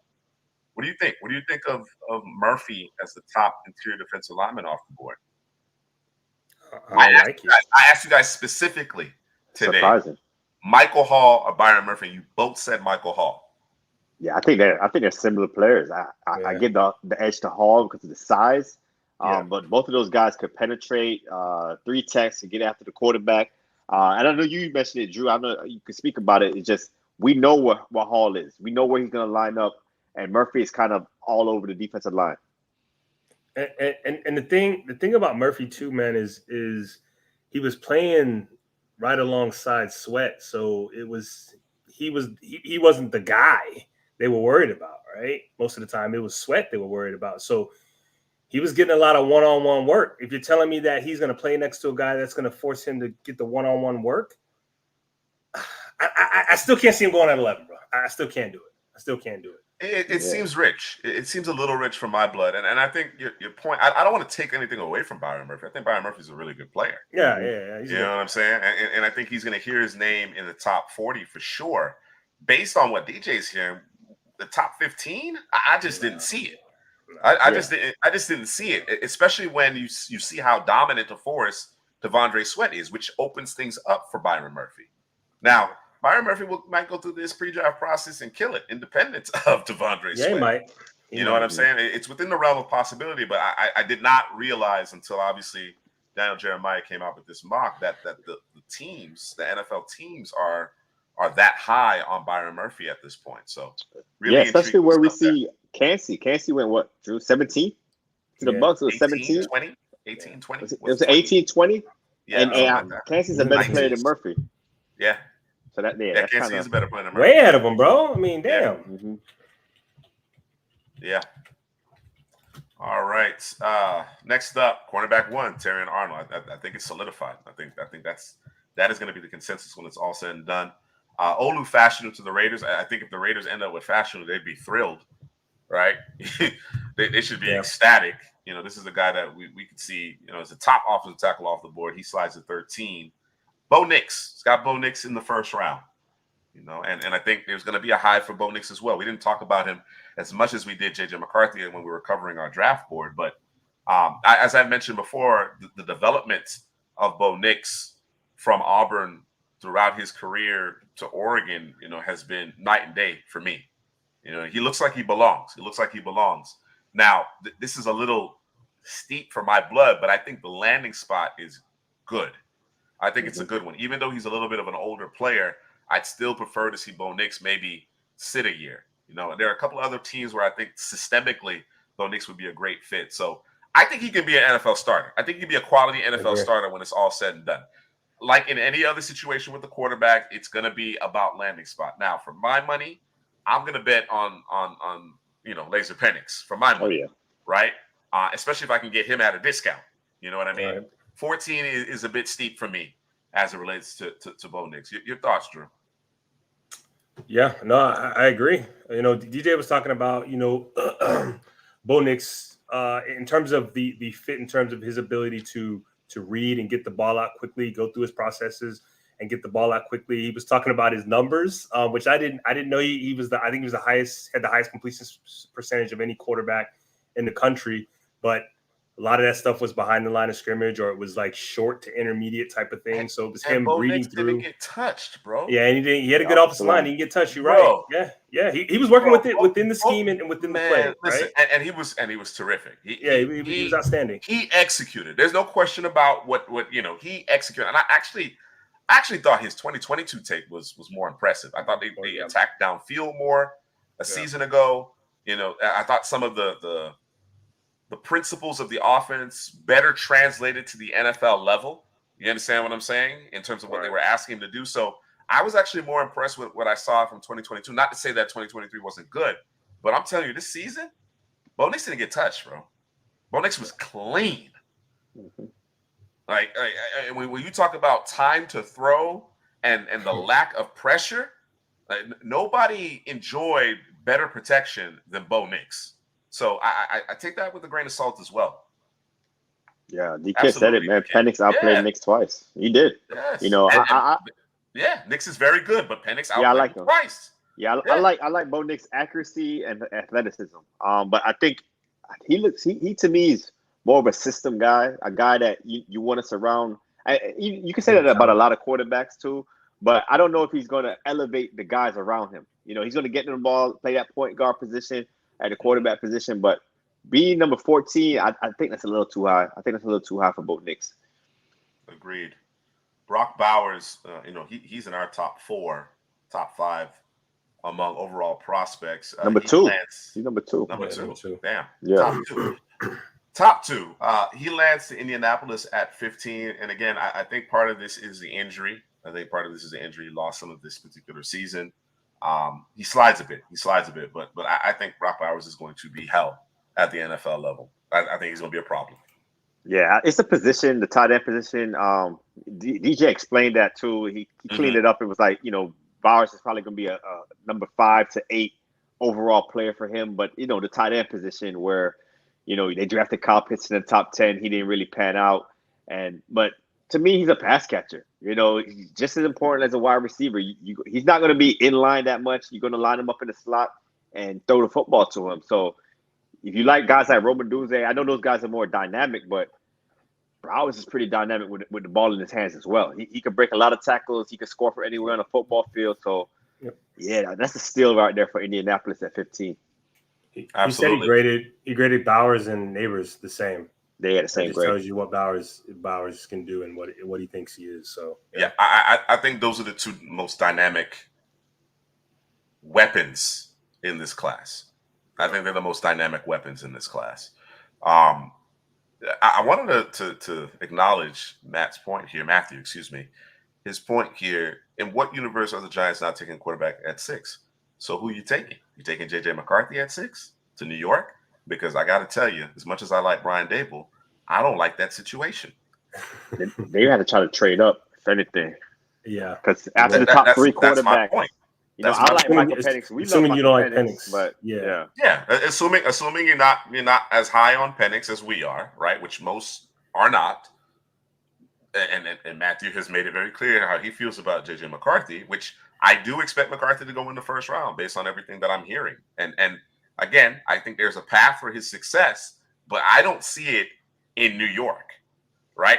That media market, the pressure that team is going to be facing, and the fact that in all likelihood isn't going to be healthy at the start of the season, which means JJ McCarthy would have to play if you're taking him at 6. So who are you taking here at 6? I think you got to trade up as well.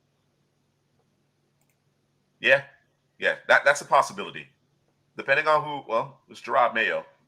So I don't know. Does Gerard Mayo move in the Bill Belichick way, the Patriot way? Then you're probably right. Yeah. He wouldn't take Daniels. But if Mayo is his own man with respect to his thinking, his philosophy, Daniels may very well be the pick. Yeah.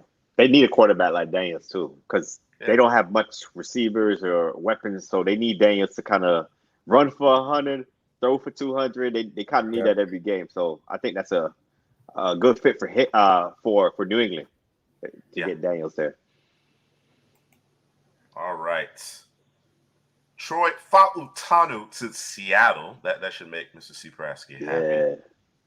And the aforementioned Quinion Mitchell to the Jacksonville Jaguars. Now, I think the position is a significant need here in Jacksonville, and I'm not mad at the selection.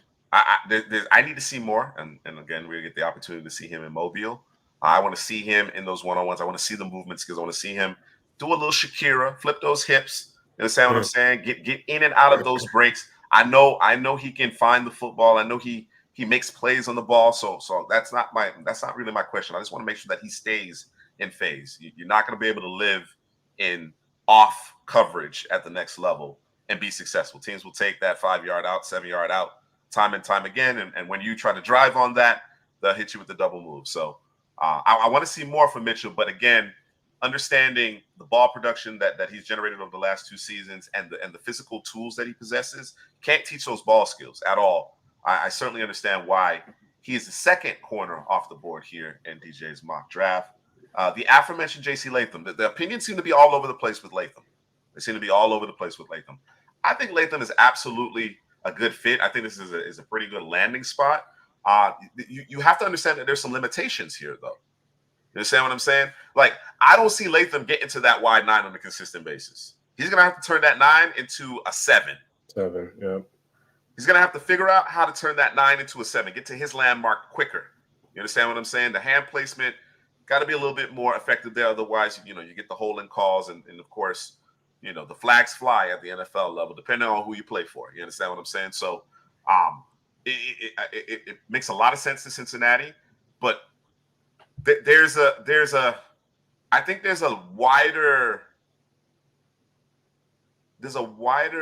breadth of outcomes associated with Latham than some may be willing to admit. You understand what I'm saying? I'm willing to bet that he's going to be very successful, but I do think that there's a little bit more volatility there than some folks have let on to this point. What do you think, Ellen? This it right here, bro. I think he started the season a little slow, especially when you watched him in that Texas game. Just a little flat-footed, not getting to his landmarks. I like the 2022 tape. I like what he did in 2022. I think he has that strength and that power, though. That's something, teams are going to covet, man. A guy that's powerful, that's big, that could get it and throw guys out the club, like we say. So he's not that twitchy, athletic tackle, but he's really solid, man. It's just I think there's some guys with higher upsides. When you talk about Mims, I think he's a higher upside. I like that guy Kinsley too from BYU. I know he's not in this first round, DJ's first round, but I think he could be a pretty good one as well. But Latham is solid. He's a solid guy. I think he's a number 20, top 20 pick, 20 to 25 maybe, middle of the first round, and you could plug and play him, and he could do work. Would you say when you talk about Mims, you talk about Kingsley, and I'm thinking I can't think of the other one. Guyton. Would you say that Latham has a higher floor, but a lower ceiling, right? That's what it is. Yeah. Higher floor, lower ceiling, safe. He could be a safe pick. Yeah. I think to everyone's point here is the continued honing of his technique and being able to turn the wide 9 into a 7. Hell, make it a 5. You understand what I'm saying? You're gonna have to figure that out, bro. You're gonna have to figure that out. You understand what I'm saying? So yeah, that's the thing with Latham. I like I said, and I don't necessarily disagree with you. I just do think that there is a wider breadth of outcomes for him depending on the coaching he gets, right? The landing spot. I think we tend to focus on, supporting cast and coaching as it relates to the quarterback position, but it's the same, and it's very significant among offensive lines. Brandon Thorne has always pointed that out, right? He's the author of Trench Warfare. That he would roll the dice, and I'm not suggesting that Latham is a roll of the dice, but he will maybe opt for a higher upside play based on a coaching staff, right? Understanding that they're going to get him right. Whatever deficiencies that he might have, they'll get it right. The thing you got to worry about with the guys like Latham is you're bigger and you're stronger than everybody else you're playing at the collegiate level, right? So you can get away with certain things. You understand what I'm saying? You can overpower guys in certain instances. You know what I mean? And it doesn't necessarily always translate to the next level. That's perhaps my biggest concern is that you can get a little lackadaisical with your technique and your plan when you're approaching and dealing with that 3rd and long situation, because you've always been able to rely on the grip strength. You've always been able to rely on the fact that you're just simply bigger and stronger than the guy across from you. And at the next level, these are the highest paid professionals in the league, man. Outside of the quarterbacks, the edges, the top of the line edges, they make bank, man, for a reason. You know what I mean? So it'll be interesting to see. But I think this is an absolute need for the Bengals and a good selection here at 18. Okay. Latu to the Rams. Now, there you go. Again, if the things work out this way, which again would not come as a shock. We're all in on Latu, right? We're willing to roll the dice as far as the medicals are concerned. I think he's a better athlete than he's been given credit for as far as his explosiveness. Excuse me, but if he lands to the Rams, I mean, this is house money right here, right? Yep. This is absolute house money. I don't think there's a better pass rusher in this class as far as technique and having a plan and being able to consistently affect the passer. So great pick here for the Rams. Amarius Mims, we've talked about. We talk about the upside. He certainly is oozing upside. Pause. This pick goes a long way to solidifying this offensive line. I've talked about it ad nauseum over the last few years. This allows you to move Braxton Jones into his rightful place at left tackle. You slide Mims at right tackle, and you're off and running. I think you solidify that center position. And listen, the offensive line now becomes a position of strength once again in Pittsburgh. It's been a while, but at that point, it does become a position of strength. And then here at 21, Brian Thomas Jr., man, it's almost sign, seal, and deliver. Round 1. Yeah, that's Brian crazy. Him going to Miami with Tyreek and Waddle. Right. That's ridiculous. Yep. We saw in that playoff game. What do you think of that selection? Him going to Miami? Yeah. Nah, they got more needs. Interior offensive line, man. I wouldn't go receiver here. I wouldn't go receiver for Miami. I like the player. I just don't like him in Miami. I know it'd be crazy, but we saw the playoff game in Kansas City. They need to rely on running the football, especially when it gets colder. You going over there in the snow, Tua's not used to that. So, yeah, I don't like the pick. I like the player, but I don't like the pick for Miami. All right. Next couple of selections here. Tyler Guyton, the guy that we've talked about. I know you guys feel he's a bit raw. Yeah. But the raw talent and traits are intriguing. And this is one of those teams in which you might see, and I think DJ alludes to it, you might see them perhaps reach a little bit for a guy that they think has a considerable ceiling, right? Because he's not thrust into immediate playing time, and there's a belief in terms of development. And again, if Jordan Mailata is any indication of the coaching that they have there in Philly along the offensive line, I imagine they can get the best out of Tyler Guyton. And at that point, it makes sense. But this is one of those picks where you may be shaking your head initially, and a couple of years down the road, it all makes sense at that point. What do you think? They just got to fix. I think the Eagles, like you said, if you trust the coaching staff that could fix it. The Eagles have coached their offensive line pretty well because he needs a lot of coaching, man. The technique ain't there. He's slouching. He's a little high. He looks very uncoordinated. It'd be reps where it's like, what are you doing, man? And I like Kingsley from BYU over Tyler Guyton, but like you said, the team and the coaching for the Eagles, I get it. They could get him right, and he probably could be an all-pro maybe with that coaching. But for me, I would try to fix Kingsley before I fix Tyler Guyton. So I like Kingsley a little over Guyton. Yeah, this is a ceiling thing. I'm taking the guy with the higher ceiling. We can fix the cons of the things we don't like, or the things that JJ McCarthy. This is the JJ McCarthy, bro. Damn. That's what this is. From my vantage point, this is the JJ McCarthy. Yeah. Right? Yeah. We're not expecting him to play immediately. We believe we have the infrastructure, the coaching, the veterans in place to help this guy develop into what we think he could ultimately be. That to me, that's based on your evaluation to this point, that is the reason why you make this selection. You believe that at his peak, he is better than Kingsley, right? He's better than Jordan Morgan. He's better than Patrick Paul. He's better than Graham Barton. He's better than all those guys. You understand what I'm saying? At his peak. It's a big gamble. But the Eagles would be the team, though. Cam Jurgens, did he sit a year, if I'm not mistaken? And then he got to play guard this year?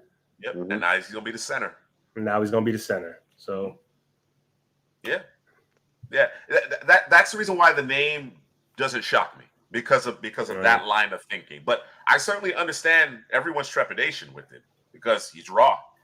He's raw. You understand what I'm saying? You've also seen some of those flashes, man. Some of those flashes have been like, oh, okay. Mm-hmm. Yeah. You know what I mean? All right. Chop Robinson lands the Texans. And there's been some debate about, well, no, the Texans don't need an edge. They need interior, whatever the case may be. DJ has them going with Chop Robinson. Of course, Will Anderson's the other edge. Their leader in sacks, obviously, is Jonathan Gennard. But he's going to be an unrestricted free agent. I imagine he'll test. To see if he can cash in big. So Chop Robinson coming in to replace him makes sense. He's not necessarily your prototypical 4-3 edge, but I think he has some room to grow, and I think he can hold up. In that role. If your boy comes back, this is the Jerzon Newton pick, as far as I'm concerned. I agree with you there. Right. I agree with you there. I think at that point you have the luxury of going Newton, getting that 3 technique, and really being dynamic along your down line. But certainly, if they go this route, I don't have a problem with it at all. Mm-hmm. Jordan Morgan to Dallas. We've talked about it ad nauseum. Tyron Smith. We've also talked about the fact that, hey, Dallas needs to figure out the middle of their defense. You know what I'm saying? And depending on how the board falls, how things stack up, they may be in the market for interior defensive line. Perhaps not quite this early, but listen, as far as I'm concerned, it needs to be a consideration. Second level of the defense, I think corner is an issue. Yeah, I mean, as bad as they were against the run, like there weren't DBs even near some of those receivers at times in that playoff game. Gilmore, had probably his worst game of the season. Gilmore's a Hall of Famer at this point, right? But he's older. Diggs coming off the injury. Jordan Lewis looks like toast. You know what I'm saying? Deron Bland had a real rough back end of the season. Second half of the season was rough. Mm-hmm. Like Josh Newton rough. You know what I mean, bro? Yeah, man, it was bad. And I think we got to get Bland back into the nickel. Get him back to playing where he's most comfortable. They had him playing on the boundary. You understand what I'm saying? And I think as the season progressed, had those pick sixes. You know what I'm saying? Everything was going good. He was in the right place at the right time. But time and time again in the second half of the season, he was a liability. So I think corner is a position that they need to consider as well. I get it. I get it. If you want to prioritize the offensive line, you're not expecting Tyron Smith back. I completely understand that. Completely. No debate there. But they really need to consider, addressing a defense that's currently built to play with the lead. If they don't have a lead, they struggle. Those tightly contested games, or they have to get stops to get back into a game, they struggle, man. Struggle bad. All right, Graham Barton to Green Bay. I'm interested to hear if Jake is still lurking. Green Bay with Graham Barton. What do you think about this particular selection? I like it from the standpoint of his versatility, his movement ability. I think it's a good very fit. much Green Bay. It's very much Green Bay. It's a good fit for these guys. I think it's probably a perfect fit for them actually for that offensive line. Got to get it right, man. And he's gonna be nasty in that run game as they like it over there. So yeah, they fit the scheme really well. Physical, nasty guy. So and versatile, like you said, Drew. So I like it. I like him in Green Bay. So if you go Barton here, who are your tackles? Zach Tom and do you stick with Rasheed Walker? Let me see.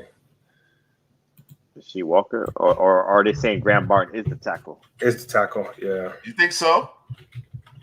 Maybe. I mean, in that specific scheme, maybe. So Barton is going to be in Mobile. I expect him. Yeah, that's what I thought, Jake. I expect him to be viewed more as an interior offensive line, whether it be guard or center. And I think even in our evaluation going back to the summer, we view him as a guard. Yeah. Like him a guard. He's going to be playing center in Mobile. He's going to be, so teams can get a look at him there.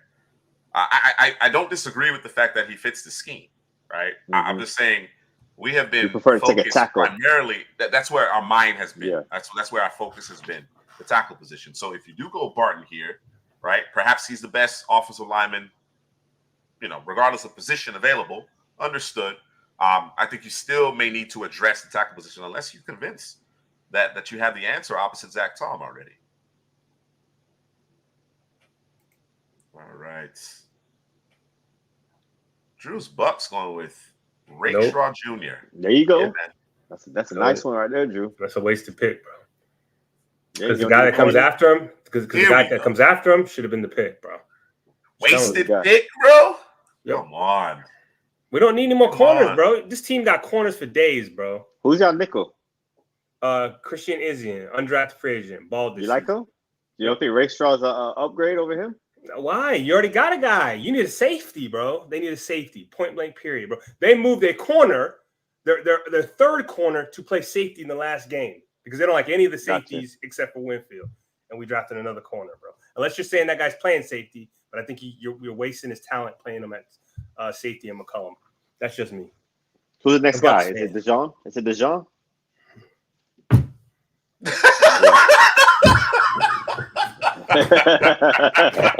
Matter of fact, you could flop those picks and it's perfect, bro. Yeah, you can flop them. Yeah.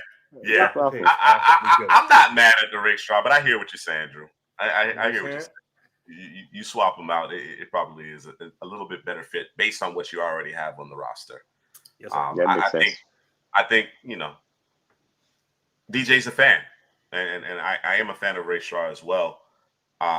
Jamel Dean, the injuries were problematic. You know what I'm saying? But your cupboard is bare.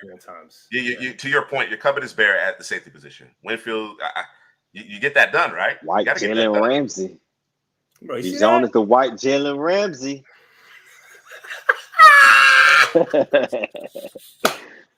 He's a corner. Let's do a draft day, bro. The minority out here, bro. The white Ramsey. Yeah. So we mean press man coverage against the receiver one all day because that's peak Ramsey. That's peak Ramsey. And don't get me wrong. Ramsey's a safety too. But listen. What I'm saying. You missing it. When Ramsey was drafted, I viewed him better. I thought he was to be a better safety. Yeah, I remember. Yeah. I thought he'd be a better safety, but he turned himself into an elite cornerback, bro. But see, you're missing it though, bro. You're missing it. What this part of it, bro. keeps him from the man coverage part, bro. He's outstanding in zone, right? So that's Nah, it ain't that, Drew. It's the hips, man. It's the hips.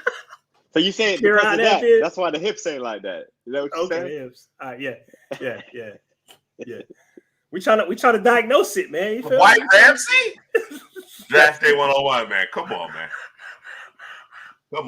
Hey, I love it. I rock with Cooper, man. We call it Shakira over here, man. Oily hips, the ability to flip those hips. We call it Shakira. Right. Come on, man.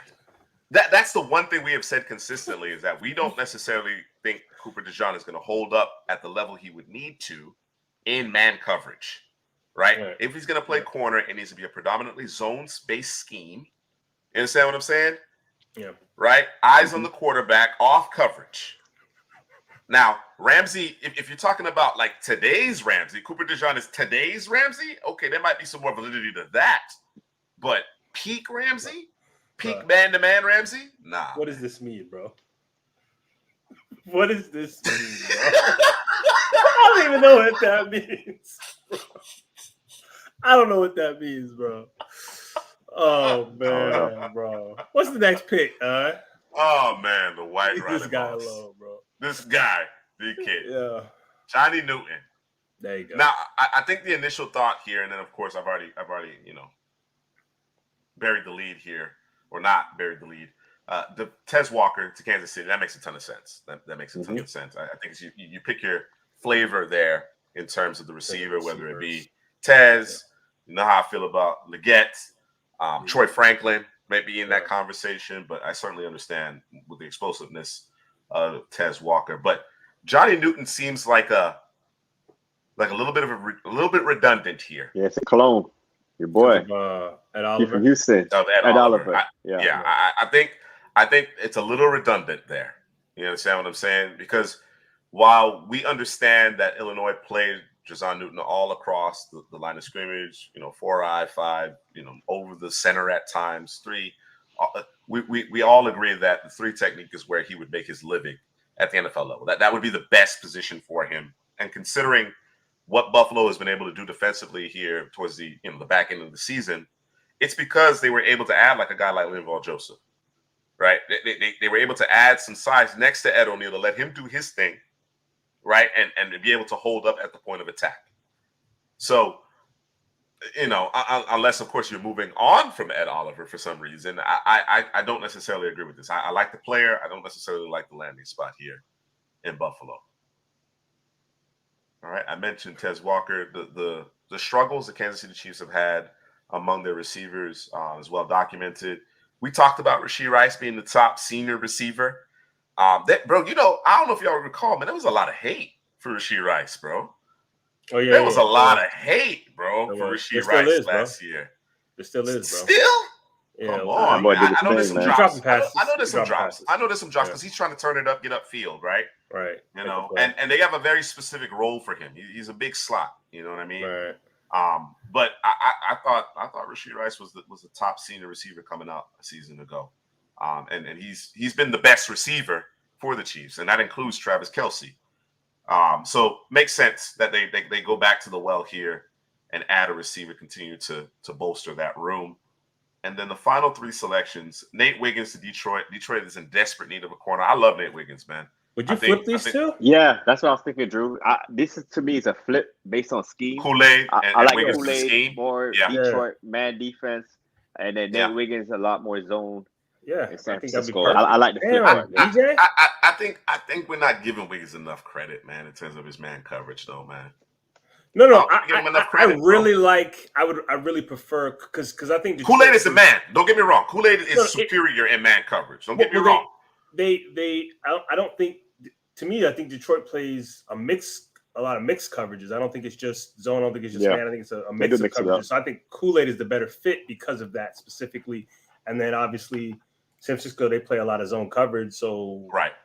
No, you know what I'm saying? And I'm not hating on Wiggins. I'm just saying this is more of a Kool-Aid thing purely than Wiggins thing. From a schematic perspective, I understand your point. I'm not debating that. I just don't think we've given Nate Wiggins enough credit in terms of his ability to play man. He certainly has the skill set, right? That length, that speed.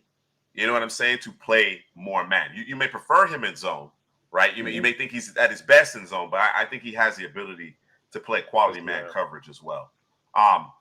Jake, you're in good company though, man. There's some reputable people who are really down on Rashee Rice, so it's you're not necessarily on an island, but we were fans. We were fans of Rashee Rice over here, so I'm happy to see him playing well for Kansas City. You mentioned Kool-Aid McKinstry to San Francisco, perhaps a flop here between Detroit and San Francisco. Nate Wiggins, Kool-Aid McKinstry makes more sense. And then finally, Troy Franklin. And they have Zay Flowers. All right. I think Rashad Bateman might be going into the last year of his rookie deal. Okay. I think he's going into the last year of his rookie deal. So they definitely need to address the room. What are your thoughts? Do you think Troy Franklin is the right guy based on who's available? Yeah, I think he fits with them. He could stretch the field for those guys. Zay Flowers, they could move him around, put him in the slot. I think Troy Franklin could play the outside receiver. They definitely need a wide receiver. Like Odell Beckham's probably not going to be there next year. Bateman, you could say he might be going to his last year of his contract. So definitely need a wide receiver. I know you want Leggett there. I think that's what you kind of hinting at. But I think Troy Franklin is I think he fits Baltimore as well. Gotcha. Oh, excuse me, Jake. Thanks for clarifying that. It was not Jake who had an issue with Ray Rice. It was the folks that were commenting on Jake's video. Be sure to check out Jake's channel. Excellent NFL Draft channel. And then certainly if you're interested in the Packers, I mean, it's more than the Packers, but if you're interested in the Packers, that is the go-to channel as far as I'm concerned. Yeah, man. I understand it and it makes sense. I'm okay with it. I'm when you talk about rolling the dice, it's Leggett for me, bro. It's Leggett for me, bro.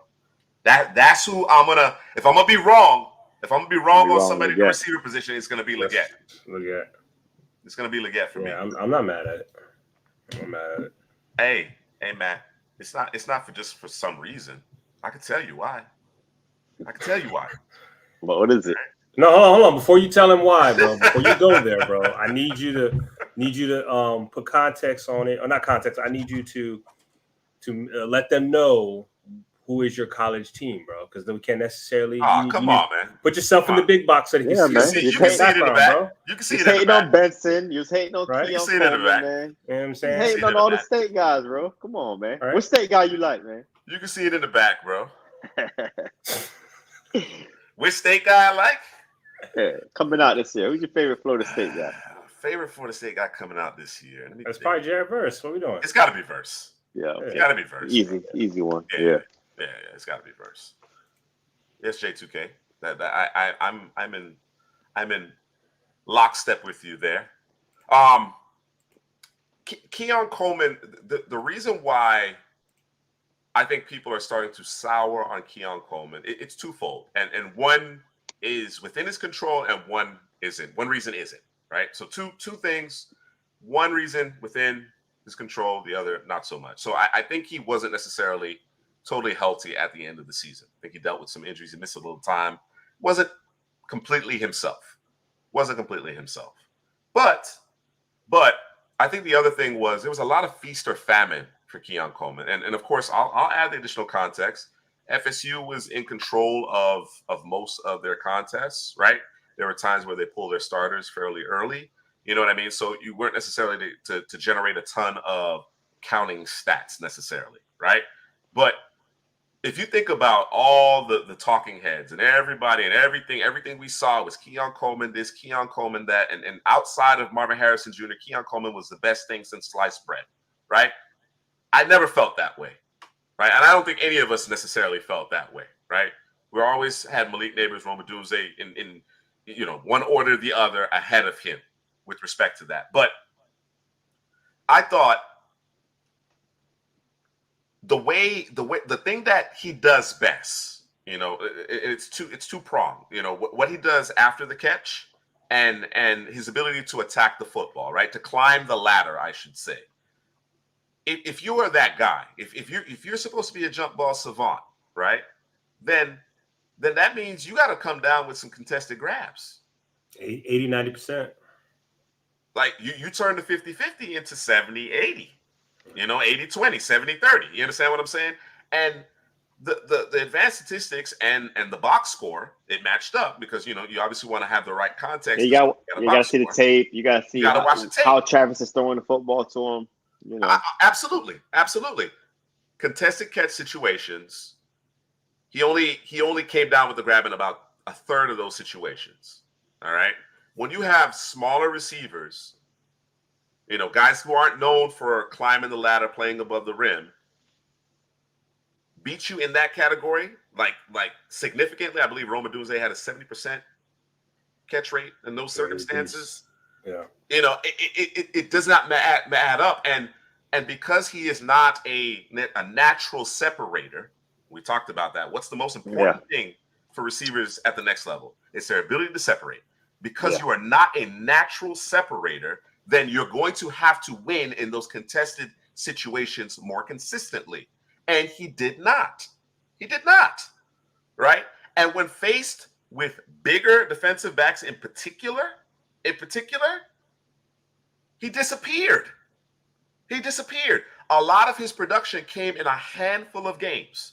Whereas you have other receivers, the guys that are considered, better than him in this class, right? The guys that are going higher in terms of this mock draft in particular, outside of maybe Tez Walker, right? Because of course he missed some games. You know how that whole situation went. Those guys were consistent week in and week out. Set game script aside, there were some close contests, not a ton, but there were some close contests where Coleman disappeared, bro. Right?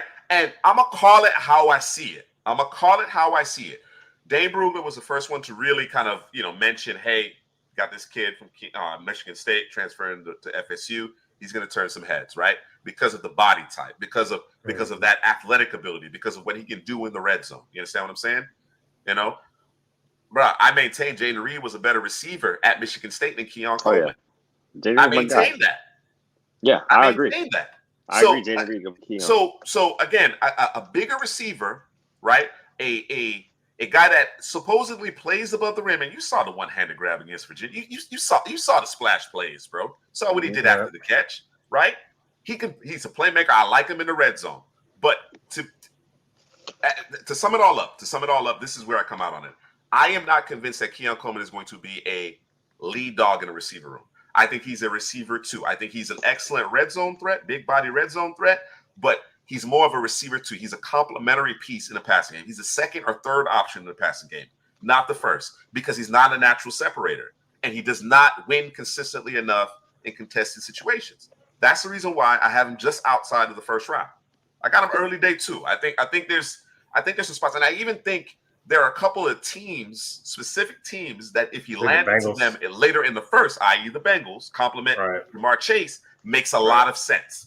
I don't even think it's crazy to land in Baltimore because you got Zay Flowers, you got Mark Andrews, you got Isaiah Likely, right? I don't even think that's crazy. But I'm not convinced that he's going to be a receiver one. I don't think he's a number one. I don't see it. That's why. I got him. Yeah, I got him. I think after the top three receivers, that's tier one with Harrison Jr., Neighbors, and Roma Dunze. I think then tier two, that's when we start talking about the Brian Thomases, Franklins, Tez Walker, Keon Coleman's, Legettes. I think he's a tier two receiver. But those three guys at the top, he's not touching those guys. But I have him in the conversation with those other guys that's going end of first round, early second round. I think that turn is where he comes off the board. I think that's the turn where he comes off the board. It's a far cry. It's a far cry from what we were talking about 2-3 months ago, right? Literally the best thing ever was Keon Coleman. And of course with some of those highlight reel type plays, of course, right? Mm-hmm. You know what I'm saying? He got some primetime games. He made some big plays. When there really wasn't any other good games in the noon window, the noon Eastern window. You see Keon Coleman do his thing, come down with a couple of spectacular catches, and he's receiver too. And now when everything is fleshed out, when we look at the full body of work, he's a tier 2 guy. Mm-hmm. So, that's another guy falling. I'm gonna stop banging on your boy, man. I'm gonna stop. No, it's so I'm gonna hang off the edge, bro. I'm hanging on with one arm, right? I'm gonna ride it with you, and I'm just gonna say it's like you had said earlier in terms of Dane Bugler saying, hey, keep your eyes open for this guy. He's coming from Michigan State. Obviously, Michigan State quarterback play was pretty poor, right? Mm-hmm. And so you have Jaden Reed, who should have balled. He did ball, I would say, and he should have balled more. And Keon Coleman was kind of an afterthought, right? But he's got that body type that you want from the receiver position, and he came in like gangbusters, like, what is this? You know what I mean? Yeah. And then he just didn't keep that pace. Not that we thought he was going to keep that pace the entire season, but something close to it. And there were games, like you said, he was absent, right? Hey, raise your hand if you're here. And he didn't raise his hand, bro. He was on the milk carton in some of those games. Like there were too many Boston games College? where you did not, and I'm not even talking about after the injury. There were certain games where you did not feel the impact of Keon Coleman. It wasn't as if, there was a ton of coverage. There was just a defensive back that could match up a little bit as far as size is concerned, because again, he's not a natural separator, and got physical with him. And you know what's funny? Keon Coleman looked like more of a basketball player in those. Like, he wasn't ready for that physicality, because generally speaking, nobody's willing to get physical with him. He's 6'4" plus. Yeah. You understand what I'm saying? So there's some more development that happens. And to answer Matthew's point here, or address Matthew's point here, you're absolutely right. Receiver twos do go in the first round. But when you have like 4 or 5 guys who could legitimately be receiver one, that's when you might slide out of the first round at that point.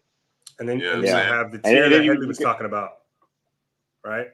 You have that second tier receivers that Headley's talking about that may even push him down even further. Well, that's what I mean. That's what I mean. Oh, I got Especially- you. Brian Thomas is in that second tier, right? Yeah. He has a shot to be a 1. He has a shot to be the lead dog. Yeah, You know what I'm saying? I think especially when you had that tier, when I listened with Brian Thomas Jr., Tez Walker, Troy Franklin, they separate deep down the field. Mm-hmm. Keon Coleman doesn't separate like them deep down the field. They have an extra gear, an extra speed that Keon Coleman doesn't have. So I can see all 3 of those guys going before Keon Coleman. So yeah, he could be a second round pick. He might not have to buy a suit. He might not have to buy a suit for the NFL draft. Damn, y'all cold, bro. I see. So somebody said it in the comments. Somebody said that in the comments. Damn, bro. Yo, Separation is the game. If you're not going to separate early, at the receiver position, you got to separate late. If you can't separate early or separate late, then you're just a 50-50 jump ball guy. And you got to catch all of them, bro. And he ain't making it 50-50. He ain't making it 50-50. Nah, I get it. I get it, bro. I get it. You know what I'm saying? And I noticed you left my guy Leggett out of that. Like 3. No, I put him in there. No, you left put him him in out, tier. bro. The second No, I put him in time. the original tier. You put him in the original tier, but then you left my guy out. Yeah, bro. you He don't didn't separate. say I could be wrong guys. about Leggett. I know it's 1 year of production. I could be wrong, but that is who I'm going to be wrong about in this draft. Bro. So AD Mitchell in that group too. AD Mitchell in that group. Adonai Mitchell. Yeah, I'm with you on that one. we had gotten a question. J2K said, "Where do you guys see?" Yeah, Drew don't like that guy. All right. Damn, bro. You just gonna throw me out there like that, bro? You think Drew don't like that guy. I don't think he's anywhere close to Tank Dell. I think they're two different types of receivers. I don't know what Corley is because of how he was used. It's a lot of behind the line of scrimmage. It's a lot of get the ball in his hands and see what happens after he gets the ball in his hands. Like Tank Dell will, stop on a dime and give you 9-cent change, right? Over and over and over and over until you make $1, right? Tank Dell at 5'8". Tank Dell at 5'8" is rocking you up outside the numbers. Yes, Kit Kat bar. Break you off a piece of that Kit Kat bar. Corley ain't doing anything like that. Corley is get the ball in his hands and he gonna break a tackle. They're likening him to Deebo Samuels, right? So I know Headley likes him way more than I do. Who, Corley? Yeah, he's got to have a plan. You got to have a plan. You got to put him in the offense, move him around, get the ball to him in space. I don't think he's close to Deebo Samuel though. In terms of breaking tackles, getting the ball in his hands, running after the catch. Nah, Headley not gonna abide. Oh no! Not gonna abide by that. No. Not as a receiver. Don't even draw the comparisons to Deebo, bro. No. I mean, get the ball in his hands, right, and try to tackle him. I think Corley has that in him, but in terms of route running, absolutely not. No. Yeah. No. Yeah. Would you trade him? Oh, Justin? Would you trade? No, I said no. Y'all know how I feel about that. No. I think if you want to reset that clock, that rookie clock, it makes sense that way. I think Caleb could come in and do what Justin Fields do, and so I would trade him if I could get Caleb Williams at number 1. Then you have to trade him, man. I like Justin Fields though, but you just in that situation on the board at number 1 to pass upon Caleb Williams, reset the quarterback clock, the 5-year window that you have right there on that rookie deal. It'd be hard not to do that. Yeah, I think it just comes down to the circumstances, right? We're talking about, a coach fighting for his life. You know what I'm saying? The GM who if I'm not mistaken, no, he's the one who drafted Justin Fields. So that's kind of a non-starter for me there. But I think the ideal situation would have been to keep Justin Fields, use those 2 draft picks in order to continue to bolster this roster. But the business decision, and frankly, if you're talking about, how I would rank these 2 quarterbacks coming out of college, yeah, Caleb Williams is a superior quarterback. I'm a big Justin Fields fan, though. I believe in Justin Fields, and I think every quarterback-needy team needs to kick the tires on what it would cost to acquire him, right? He's still a young player, dynamic player with a lot of good football. His best football still ahead of him, as far as I'm concerned. But it makes a lot of sense to reset this clock with a dynamic talent like Caleb Williams. I'm not sure I would do it for anybody else in the class. I think the fact that they have the opportunity to select Caleb Williams is the reason why you're comfortable moving off of him. But if it were anybody else, I wouldn't do it. So it's locked in, bro. Lock it up. It's a wrap, bro. Hey, J2K is a Bears guy. It's a hard decision. It's a hard decision. It's tough. It's a tough decision. It's a tough decision, but I think it's one where it's a great problem to have. I think it's a great problem to have. I think part of the reason why they wouldn't move Justin Fields isn't solely because they feel like Justin Fields started to turn a corner after he came back from his injury, right? And of course they're looking to solve that offensive coordinator issue. They were talking about Cliff Kingsbury. I'm like, what's going on? Figure out offensive coordinator, right? Continue to outfit that offensive line as necessary. But I think one of the main reasons why the Bears would keep him is because you run the risk of losing that team. Everybody in that locker room believes in Justin Fields, and that's important, bro. Yeah, that's why it's tough. Look at the Texans with CJ Stroud, bro. I'm telling you, man, they believe in Justin Fields. So and that to me speaks volumes. That to me speaks volumes. And as a coach who, again, you're fighting for your life, you can't afford to lose your locker room. You can't afford to lose them. Bro, why are we interviewing Cliff Kingsbury, bro? Look, what are we doing, bro? You gotta go back to college. Yeah, what are you doing? He was in college. He was over with USC. Go back to the Philippines. He need to go back to the Philippines. Well, whatever the hell he was doing, Taiwan, wherever he was at, bro. But being in offensive anything in the league right now is no, it's a non-starter, bro. Absolutely not. Stop it. Fire that guy who hires that guy. Got the quote. Here you go, right here. UCF. Yeah, I gotta check him out. Yeah, I gotta check him out too. There's a lot of Javons in this class, bro. Baker's nice, bro. He's nice. He's nice. You'll like what you see. You like what you see with Baker. He's nice. Malik Washington from Virginia. He's done some things. Yeah, I'm a big fan of Jay Cowan, man. I like that. I like Cowan. I like everything. Cowan will block. He does it all, bro. He's a little guy, you know what I'm saying? It's not as if he's this heaping physical specimen, but he does it all, man. Yeah. I keep throwing them names out there, man. Malik Washington. I'm just combing. I'm combing the chat here. See what else we have here. Throwing some names out there. Hey, D Kid, I told you, man. I checked out your boy Bud Means.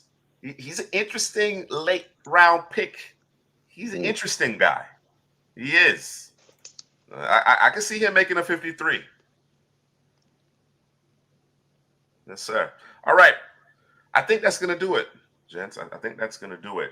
Next 4-hour show, huh? Yeah, man. No 4-hour show. Next week, we will do our Senior Bowl preview. So wall-to-wall coverage. Yeah, they posted we got the quarterbacks on the teams already. They posted. I think one team is a little heavier than the other, but it is what it is. Yeah, the one team has Penix and Bo Nix and Knicks. They don't want yeah. Penix beating Knicks again. That's all that is, bro. So they've seen enough of that, bro. Yeah, they've seen enough of that. Yeah.